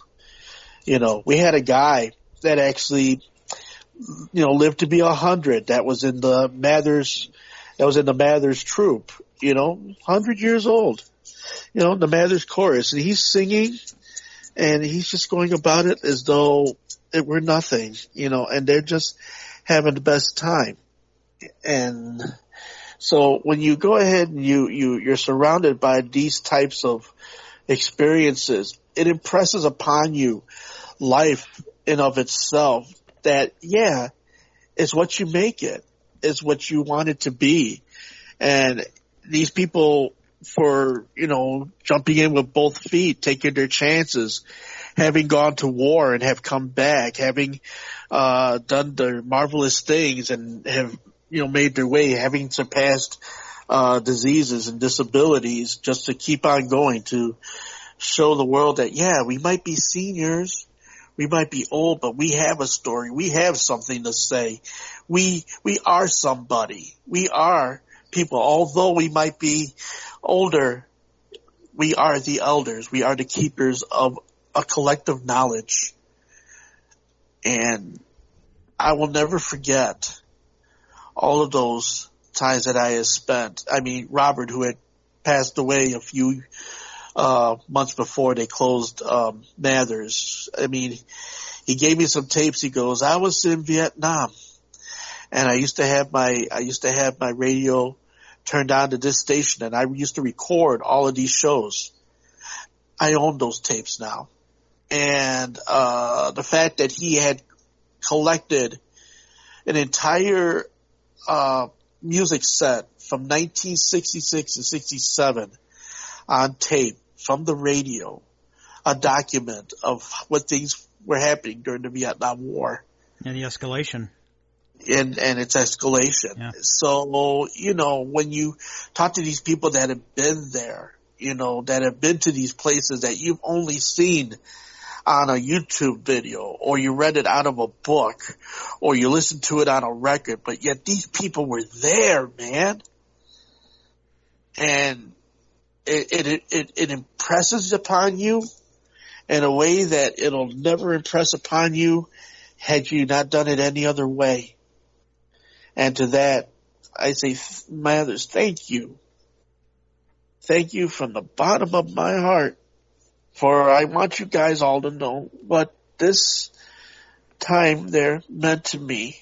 And I will never forget it till the longest day I live. So. It was there for you at a rough patch, so.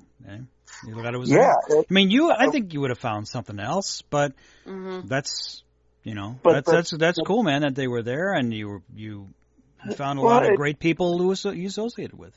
Yeah, I mean, it is such a loss to the senior community. It just adds to the loss of so many things that have happened here in Chicago, and it's a shame that the seniors are so, second-classed in so many different things now. Oh, they're just old. We wait for them to die off. Who cares? And that shouldn't be. Ever. That shouldn't be. At no time that people who are elderly should be just dismissed as, are they really relevant because they're old? Are they really not relevant because they're old? I mean, who does that? That's like saying your grandmother or your grandfather aren't relative because they're old. Or that your uncles and your aunts who are older, but they're not relevant because they're old. Or anybody that is in their golden years, that they're not relevant because they're old. We need to change. We need to change this mindset because they are the keepers of what our society and our civilization was at one point. They all had stories. They've all been there. They've all done things. And to let that type of legacy languish is a shame. People need to reach out to the elderly, and people need to pay the elderly more respect, to give them the kudos. I didn't go to the war. They did. I didn't fight for this country. They fought for this country. I didn't risk my life for nothing. They risked their lives for me, and I was not there when all of these wonderful things in Americana happened, but they told me because they were there, from Sally Rand to Louis Satchmo Armstrong to Cab Calloway, Joey G. Bishop, the original Spanguli, to all of the things I ever learned about Chicago radio, all the things I ever learned about what it was like to dine downtown in the 40s, 50s, and 60s. And these people were proud of that. Proud that they did what they did. There was no remorse. They were proud to fight for this country when they went out and they did what they had to do to help their fellow man, to make sure that we can enjoy the things we get to enjoy in this country. It was because of them. And yet, they're running around, living underneath bridges. They're running around. No health care. No place to live.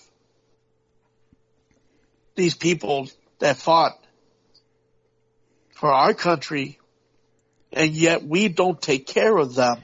Yeah. It's true. If we take better care of ourselves, we look around, and it's sad. It's a sad situation that some of these people who don't get the help they need, and because we're too busy looking down at our phones or whatever, or just going about our own lives, trying to figure out how to pay our next bill, we're not paying attention to someone else who could just have, just someone to talk to for a half hour or something. Well, yeah, I mean, to go ahead and sit with these people over breakfast and listen to them. Yeah. I probably did more in that 1 hour for them than they probably have had in a year. And a lot of these people don't have family anymore because their families are gone, or they've moved on, or they've passed away, and they're alone. And I get a lot of that. People who come into the store and they just want someone to talk to.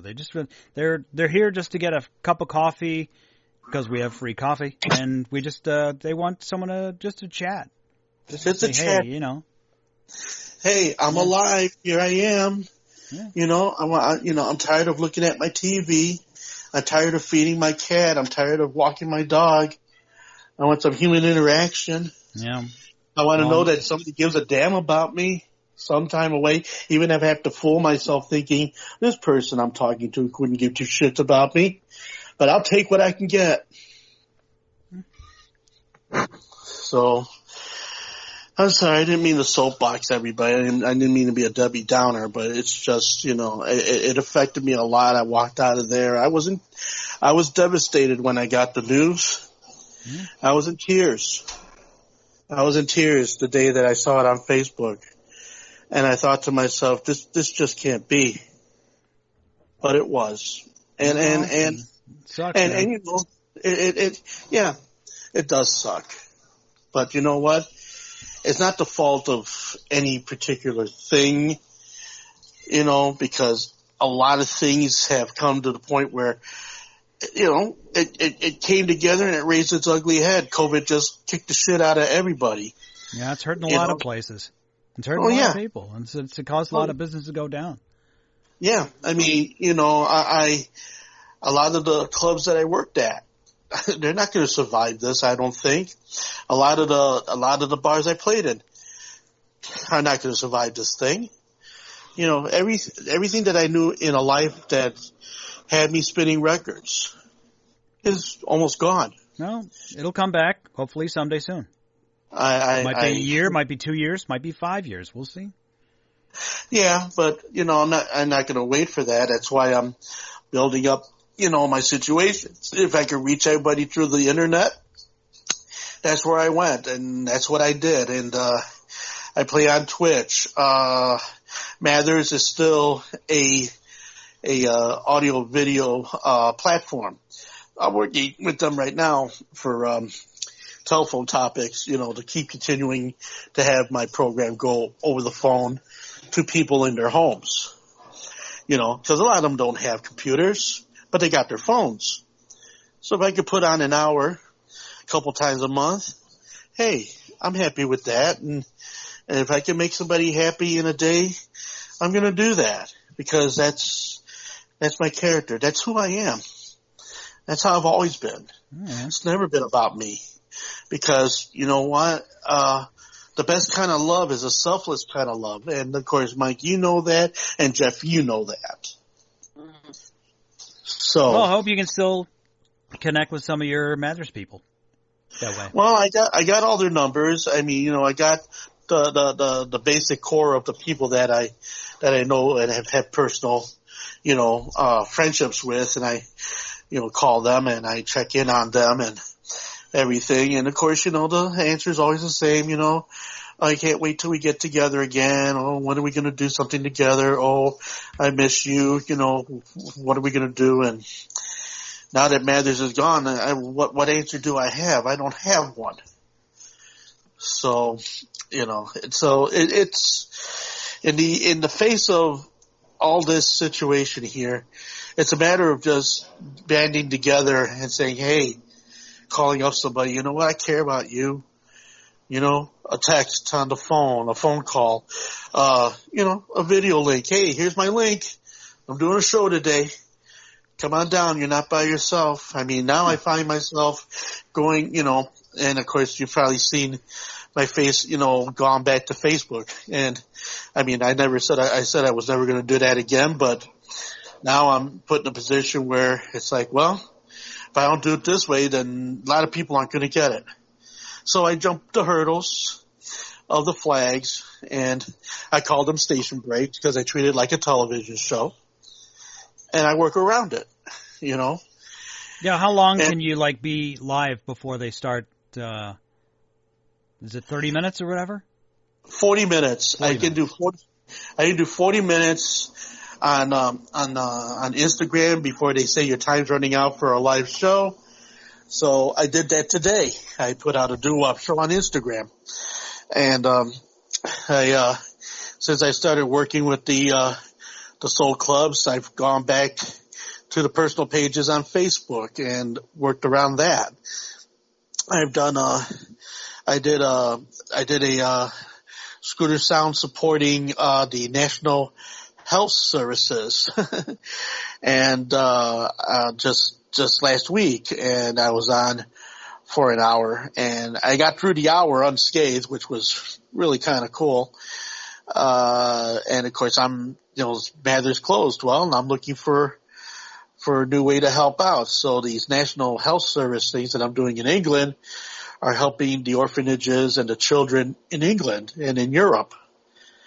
In fact, I've had a few invitations already to actually come over there, which, if it's financially feasible, I mean, I'd like that. I'd like that. I have friends in France who has an Airbnb. I hope I said that right. And she says, "You ever in Provence, France? Come on down. I'll put you up. We could spend together. And same with in England. Hey mate, come on down. I'll get the bed ready for you. It's very endearing. When the things that you do on, in your free time, and when you give of your time to people, sometimes it doesn't always reap reward. Sometimes it gets ignored and tossed aside, or just said that it's passé. But there are those people out there that they're hungry for some entertainment. They're hungry for some friendship. They're hungry for some, for something that is a commitment of sorts, and I have to say that the people in Europe are wonderful. They're very gracious. They're very generous with their accolades. Is that right? Accolades, not accolades. Okay, accolades. I'm sorry. Accolades. Accolades. I'm sorry. I'm sorry. I feel stupid and sheepish sometimes when I don't say the right thing. I'm sorry. But that's okay. It's not all bad. He was pretty sheepish. Yeah, I got it. Pulled the wool out from under us. Mm-hmm. Oh, here it comes. But anyway, I'm sorry. I've taken too much time on this whole situation, so I forgive me. I just kind of went on a tangent there. But people, in the end, it's all about, be human, okay? Be sweet, be kind, be good. Share your time, with those around you and about you that. Because if you're not human, you could be demon spawn. Or you could be an alien. Yes. As we've learned. Yeah. As we've learned. Yeah. But hey, it could be worse. At least you're not trying to torture them with a movie that's already 215 minutes long. Yeah. Was it Lord of the Rings Part 9, or I don't forget? No, apparently those are 3 movies. Apparently, the Snyder Cut, before he's done any additions or editing or anything, is 215 minutes long. Oh. No. The only other movie I've known that it was that long was a classic Japanese movie. It was called The Seven Samurai, and it lasted like 4 hours. I mean, I don't mind a 4-hour movie, but that's the part I keep laughing about is like this vaunted Snyder Cut. 4 hours. Was there going to be an intermission? Because when was I supposed to pee after I had the giant? You'll have to break it up like they would, like and you know they don't. They're not like the Irishman. That. It's going to be the comic book Irishman. Yeah. Yeah. I mean, okay, or most every film that's based on a play, where they have the intermission in the middle, how they split it up in the center. Right. I mean, even Hamilton had an intermission. Come on now. Yeah. It is. Yeah. You might see to have the play going experience. Yeah. So, it's funny. This last couple weeks have been. I didn't realize this, Mike and Ivan. Apparently, not only was there the San Diego Home Con. Yeah, that was. There were other people doing like these online events, virtual online events, and all I can say is the last couple weeks, it's either interesting announcement or who else has been harassed or whatever the hell is going on now. You can't get away from either one. The only good stuff was it sounds like there's possibly a Lando Calrissian series with Danny Glover. Not Danny Glover, Donald Glover, sorry. Danny Glover would be very interesting. Yeah, he's getting too old for this shit. Exactly. Exactly. He could be Lando's dad. Yeah, actually, that'd be kind of funny. Is if he was like his sidekick. Danny Glover is Lando's dad. Yeah, or something like that. I'm going, I get too old for this shit. I know the problem is it's a freaking Star Wars Disney Plus, so you'll never hear the word shit. Poodoo. They'd use Poodoo. Poodoo, or I'm getting too old for this crap. It loses its flavor. Not that crap has a flavor. I'm getting too old for this Poodoo. I think that's the title for this week. Oh, God. That's horrible. But I guess so there's that, and then there's talk. We've talked a few times about why can't they make Solo into a Disney Plus series. Well, apparently somebody else thought that might be a good idea. So it's possible that we might be getting that too. And then Haley Steinfeld from Bumblebee fame is she's gonna be Hawkeye's daughter. Yeah. Nice. Which awesome. Probably means that at some point when they go do the Avengers again, she'll be probably in that at some point. Yeah, and there was there was going to be a Hawkeye series, and then some sexual harassment shit came up against Jeremy Renner, and so I guess that dropped. This is the Hawkeye series. Is what they're doing. Hawkeye. With, they are talking about the Hawkeye series, right? No, that's the thing that they're doing with Haley Steinfeld. Okay. Is that he's gonna. Where Jeremy Renner's going to obviously, rearing his daughter, training. We saw that in Infinity War, where he's like, teaching her how to use a bow. Right. So apparently Haley Steinfeld going to be the person for that. Yeah, she's a good actress. She'll do the job good. There is some. Okay, so I don't want to brush a lot of this off. Again, there's more stuff out there about between Comicsgate and weird stuff about, and some of it's on the Squares page.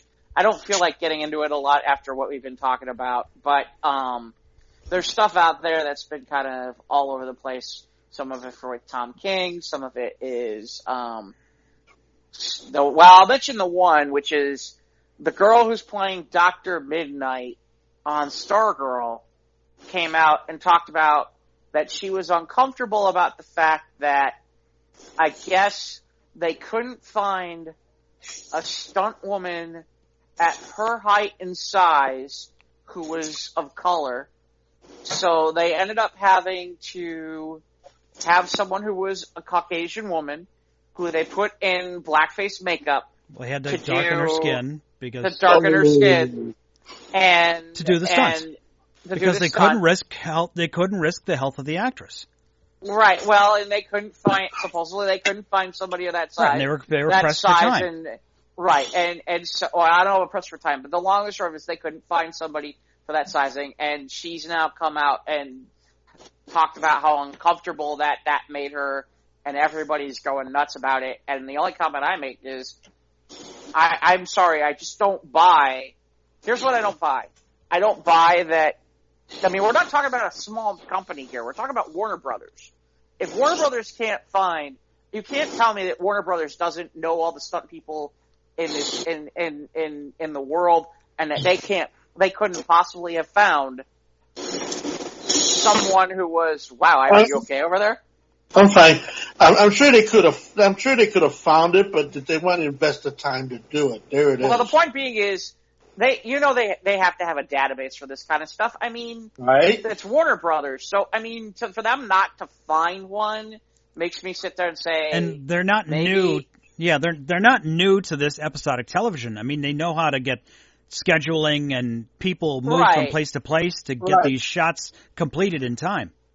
Well, I don't even mean that. I mean, you'd think that you'd have a database of, okay, here's all the stunt people we know. Here's what we're looking for. Right. Obviously, if they couldn't find, either they couldn't find one, or the ones they could find were busy. Or busy and they couldn't do it. Or, why couldn't they just auditioned for one? You don't audition for stunt work. You get hired for stunt it. people? I mean, God forbid you do have a somersault. Doesn't know what to do. Yeah. Here, run out this burning car or something. Or it's not a. You get the job. No, they don't. It's different. Auditioning is for actors and actresses. People what you can. Auditioning is, listen, we're looking for a particular personality, a particular aesthetic to do this thing. We will train this person to do this thing. Or we could have somebody oversee them while they do this thing instead of having to go the whole darken the skin route. I mean, what is it? Soul Man all over again? What are we doing here? Well, the only thing is though, okay, but that's the problem is at what point does it become, I mean, there's the other way to look at it, which is okay. Obviously we can't find a stunt woman for this person at this size. You can't make the actress do the stunt. Or guess what? Maybe we don't hire that actress and we don't do it that way. I mean, because that's the only other way to look at it. There's the other. Yeah. Because Ivan, I understand where you're coming from, but I'm sorry, nobody. Yes, it would be smart. It would be great to do that, but it's not in that show's budget, and Warner Brothers isn't going to pay somebody to do that. So the truth is, there's certainly, if anything, it exposes that, maybe there is a job for women of color to become stunt people, but I have a feeling that that's not really a high on the food chain kind of thing for most women of color. I mean, maybe there is some. I don't know. But, I mean, you're asking... I know, but you're asking the live studio to invest in this, and so this is their answer, given the fact that that's the budget they have to work with. Now, well, but it's not just the budget. It's not just the budget. Where does it become the question of ethics? Hold on a second. But it's not just the budget. It's not just the budget. It's about, there's a difference, because what you're saying is, okay, since nobody exists or nobody is available, we now have to take all our money to train someone to make them available. Okay, it's not like they probably sit there and look through their database of names of people to sit there and see if they can find a qualified Warner Brothers person. They're like there's a cabal or whatever you want to call it, a group of stunt people who get hired by studios to do this kind of work. Right. I can't imagine right. I just don't. I mean, it's kind of like a database. I wouldn't be shocked that they have a database. Well, don't stunt people have a union as well? Don't they have a stunt person's union? Right. Well, I'm sure there is, but that's the point. Is if there isn't one or there wasn't one available, what would you like them to do? If your answer is, Well, you need to find somebody to train that person. First of all, Or- you may not have the time, you may not have the ability, you may not have all those types of things. No, the truth is that you need a qualified person to do this. One doesn't exist. The only other answers at that point become either what they did, which may not have been smart, CGI, which is probably too costly still for a show like this, or the other option, which really, quite frankly, people don't want to hear, is okay. One of the things I remember reading is that part of the problem was the height of the actress. Well, okay, so she's a shorter black woman. Okay, guess what? We need a taller black woman to play that role. We can't have this person. Goodbye. All right. Fair enough. But it's just one stunt. You can't change the actress over just one stunt. Either just rewrite the scene. That there's that too. No, that's. But the problem is, okay. So what do you do about? How integral? Shit, I can't say the word. Integral. Yeah, how integral is that scene to the movie? Is it? Well, I don't know if it's. Hold a second. I don't know if it's a scene. I don't know if it was multiple scenes. I have no idea. I didn't really get that far. And in fairness, I'm watching the show, and in watching the show, I haven't seen that particular character do a lot, but we haven't gotten far enough yet into the show where it doesn't mean that didn't happen. Fair enough. Again, this is that part where, just like, okay, I mean, if we're going to go here, we can talk about, this whole thing about, I don't know how aware or not aware you guys are about, I think we've talked about Comicsgate here before, which is that it's kind of the right-wing group of that about comics, and that they really have kind of gone off and done their own thing a little bit, but they go after creators and they go after stuff like this. And, one of the guys so there's this guy named Jolly who's supposedly a great artist, okay? But he had done stuff for a guy named Ethan Van Sciver, who used to be a regular artist for DC, okay, but is not used by DC or Marvel because of things he's done and said, okay, from a right-wing perspective. And some of it's been anti-Semitic, too, okay? Mm-hmm. Or he claims he's not anti-Semitic, but he is, okay?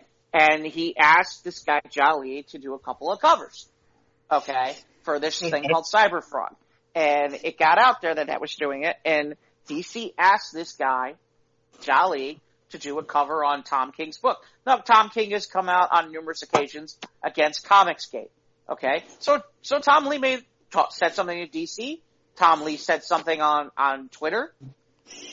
People went nuts about this with DC.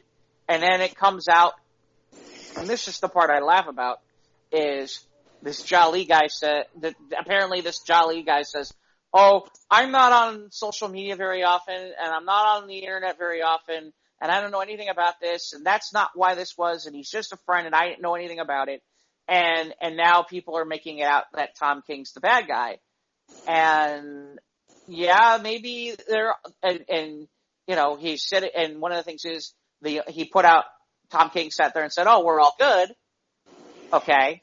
And then this Jolly guy comes out and says, oh no, I was just trying to bury my dead dog and have a day, and now everybody's acting this way and like trying to make it like, whoa, poor me. And again, I'm giving perspective and bias here. And the reason I'm saying this is one of the reasons I'm kind of annoyed about it is there were some miscommunications on all ends. And by the way, DC is pretty guilty on this too, I will tell you. But the biggest thing is that I laugh about is, I'm sorry. I don't care how not on social media you are. If you're a regular comic book creator or you're in the comic book industry and you're not aware of some of the stuff that's been going on with Ethan Van Sciver and Comicsgate, where have you been living? What rock are you living under? Yeah, this is your industry. This is where you make your your bread and butter. This is your industry, so you're not invested enough to find out what's in it? Well, it's not that... Or just claim ignorance. Right. He really... And people who know him were like, oh, he really didn't know. And there's a part of me where I'm like, I just can't buy... I mean, it's possible. I would buy it's very, very possible. I mean, it's funny, he's of Asian descent, so it is kind of weird. that Ethan Van Sciver would have him do it, but we won't do these covers, but we won't get into that. But it is kind of weird, and at the same time, I'm kind of sitting there like, but it's like, really, you had no inkling whatsoever about any of this. None. You were just ambivalent. Yet no point even that you're supposedly Ethan is your friend, right?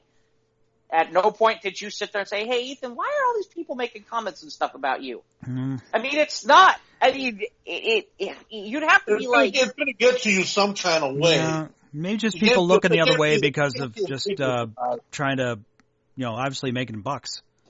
So. No, I don't know. There's a bunch of things, and obviously, I feel bad for, like I said, there's some things that didn't get handled right in this, and that's fine. Some of them are Tom King. Some of them are DC Comics. Some of them is Jolly. There's equal blame to go around on this. But like I said, to me, I kind of laugh because the one person who, quite frankly, I'm not hearing much about at this point, and they're kind of making him out almost kind of like oh, he didn't have anything and it wasn't him at all. It's Jolly. And it'd be like, the best way I can explain it, Ivan, is this. And it was funny. I was talking to somebody else about it. I won't say who. And like we said, it'd be like being in the radio business and not knowing anybody. It'd be like you're in the radio business and not knowing about certain things. And the comics industry, in terms of creators and that stuff, is smaller than the radio industry. Right. And that's where I'm like, I just don't buy. And that's why I kind of sit there and I kind of laugh. I don't want to go too far into this, but there's been a lot of that this week, and another Ray Fisher thing again. More stuff about Joss Whedon again. Yeah, I mean, between good news and bad news, and I don't know where you put the Justice League thing. That it's, I mean, he hasn't even started working on it, and before he even starts, it's 200. No, forget Limbo. It's 215 minutes, and he hasn't added or done anything to the cut on top of the 20-30 million he's getting to do more, or whatever the hell he's doing. What percentage do you think of Justice League is Whedon? Like the theatrical cut of Justice League, how much do you think of that is Whedon? I don't know. What would you guess? I don't know, but I kind of laugh at this point because there's a part of me where it's like, if you're really going to do this, can we get the Whedon cut too? Now, what would you answer my question? What percentage do you think is Justice League is Whedon? 30. 30? 30 maybe? 40? I mean, I just don't, I can't, well, let me say this. It's certainly not above 50. No. It's certainly not above 50. Elements from Snyder are still there, but like Joss Whedon just trying to like throw sprinkles on a steak. You know? Right. And like I said, I always kind of laugh about it because it's like, we'll see. I'll watch your however long monstrosity this is. Okay. But I'm telling you right now, I can't. I mean, my favorite is like one of the things that Ray Fisher was complaining about was Joss Whedon wanted Cyborg to say "booyah." Like from the Teen Titans, booyah. Yeah. Why? Why not? I mean, for cyborg. exactly the reason, right? Because he's Cyborg. Yeah, but that totally would not have been in his character. But I kind of laugh because it's like, look, are you? Then the real problem is you're not writing the character right.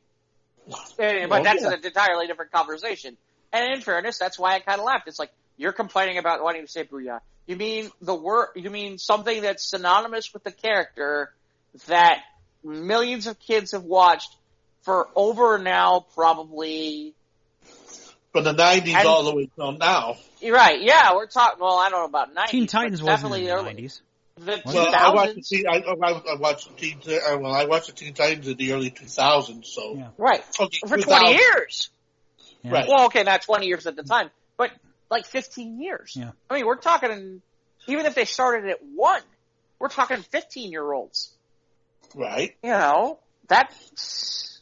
yeah, Well, that's a huge identifier to that particular character. He's always saying "booyah." Yeah, but just not in this iteration of Cyborg. Would not have been in character. Well, maybe that's one of the reasons. That's an example of why I kind of laugh about. That's one of the reasons I kind of laugh about the whole Snyder thing. Is it's like, okay, whatever. We'll see. We'll see. I mean, as it is, it's funny because now there's talk too that Ray Fisher opening his mouth may have cost himself. I guess he was still possibly going to be in the Flash movie, and now there's talk that maybe he may not be in the Flash movie. So we'll see. We'll see. Yeah. But yeah, I don't know. Yeah, we're running a bit long, but we got any other news you want to touch upon before we head on? I don't know if either one of you guys caught the fact that The Rock bought the XFL. I saw the headline, but I didn't read it. But I'm surprised it was that low a price. I am too. Well, is it because the fact that the XFL doesn't have the same drawing power as, say, other sports? What's for dinner, Ivan? Yeah. I'm having a fish stick. Okay. With tartar sauce or not without tartar sauce? Without tartar sauce. I like the wow, shrimp that's sauce. gotta be dry. That's gotta be dry. No, you're gonna laugh. I use steak sauce. Steak sauce. Yeah. With fish sticks. Yeah. Wow. I don't know about that one. All right. Well, Well, we had who had the steak and who had the fish. Yeah, seriously. Well, you know, everybody has someone their who own could land thing, this you know, plane who didn't have fish. For I mean, if I was going to eat peanut butter and banana sandwiches, I guess I could eat fish sticks with steak sauce. As long as you're not having hot dogs with ketchup. No. That's sacrilege. Yeah. Although, you know, it's funny. I will say, if it's not like a kosher Vienna beef hot dog, I mean, if it's one of those crappy hot dogs and you're in the middle of nowhere and you know it's not going to be any good, sure, I guess you might need ketchup to douse it with, right? Because you know it's a crappy hot dog and it's not going to taste good. If you need to modify a crappy hot dog, maybe you shouldn't eat that hot dog. Well, there's that too, yeah. Well, if it's all that's available, though. Right, exactly. Like if you're at a friend, look, I mean, I don't like saying this, but you know, I've lived in places other than Illinois, and you know, when you're in Indiana and people go, oh, we're having hot dogs, and they bring hot dogs, and you're like, oh, so they went out and got the cheap ass ballpark Franks and all that other garbage, where you're sitting there and you're like, this thing isn't any good. Then you might need it. Then you might, and there's no other food, you might sit there and go, hey, you know what? I might need some ketchup. I mean, seriously. Or that Oscar Mayer stuff. That's not any that great. That's not good. Oh, Oscar Mayer, so you don't want to know what's in that, man. Right. Well, I mean, okay, you don't want to know what's in any of them, but neither here nor there. But yeah, I mean, like the Oscar Mayer stuff and that stuff, it's like, look, it's all right, but yeah, that stuff, yeah, you better use ketchup if that's what you're eating. Yeah, sure, okay, yeah, you might need ketchup, you know, or like if you go to a picnic in the area and they buy the shitty hot dogs, they didn't buy the good hot dogs, they bought the shitty hot dogs, and you know what I'm talking about. I can tell right away. Yeah, I need my fair share of shitty dogs. Okay, so right, well, like you know, when you sit there and go, dude, why'd you skip on the hot dogs? Those are the hot dogs where it's like, okay, fine, you might need ketchup. You might need it, because it's gonna suck. It's gonna suck. Would you put steak sauce on a hot dog, Jeff? If there's no, you know, there's either ketchup or steak sauce, you're just gonna eat it plain? I'll probably put some steak sauce on it. Okay. I'll probably put some steak sauce on it. I mean, I might throw, like I said, if it's that kind of hot dog, and that's all there is available, I might use ketchup for something like that. We can let Ivan finish his fish sticks. So we just about done here. Any others you want to touch upon? Well, because we got a lot of news of the square this week. Yeah, we had a lot of food discussion to this week here. We had a lot happen in the last 2 weeks. Yeah, Scott's been busy. Well, not just Scott. I mean, there's just a lot. I don't even know where we're going to start. But that's for another show and place and time. Well, speaking of getting to the other show, where can they get to this show?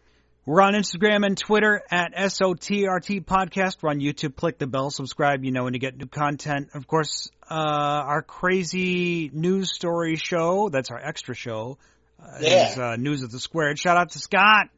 Scott. And for other extra shows and programs, you can check out Ivan on Twitch. That's JAVANIVAN on twitch.tv. Download the app. And speaking of apps, you can listen to this show on the apps as well. You've got the PodBean, Spotify, Anchor, YouTube, Google. You can check all those out. Email us if you want. If you want to get in touch with us, either send the PM or the DM through the Facebooks. It's sotrtpodcast@gmail.com. Well, thanks everybody for joining us here at the Squares of the Round Table. I'm Jack, and I'm in the middle of a fish stick, right? Let me try that. There we go. Take two. Thanks for joining us here. Don't take two. Get the hell out of here. Oh, okay, fine. The hell with it. Okay, thanks for being here at the Squares of the Round Table. I'm Jai Red Ivan, along with Mike and Jeff. We hope we'll catch up with you next week with more news that you can use or not use or you can abuse, but it's still news.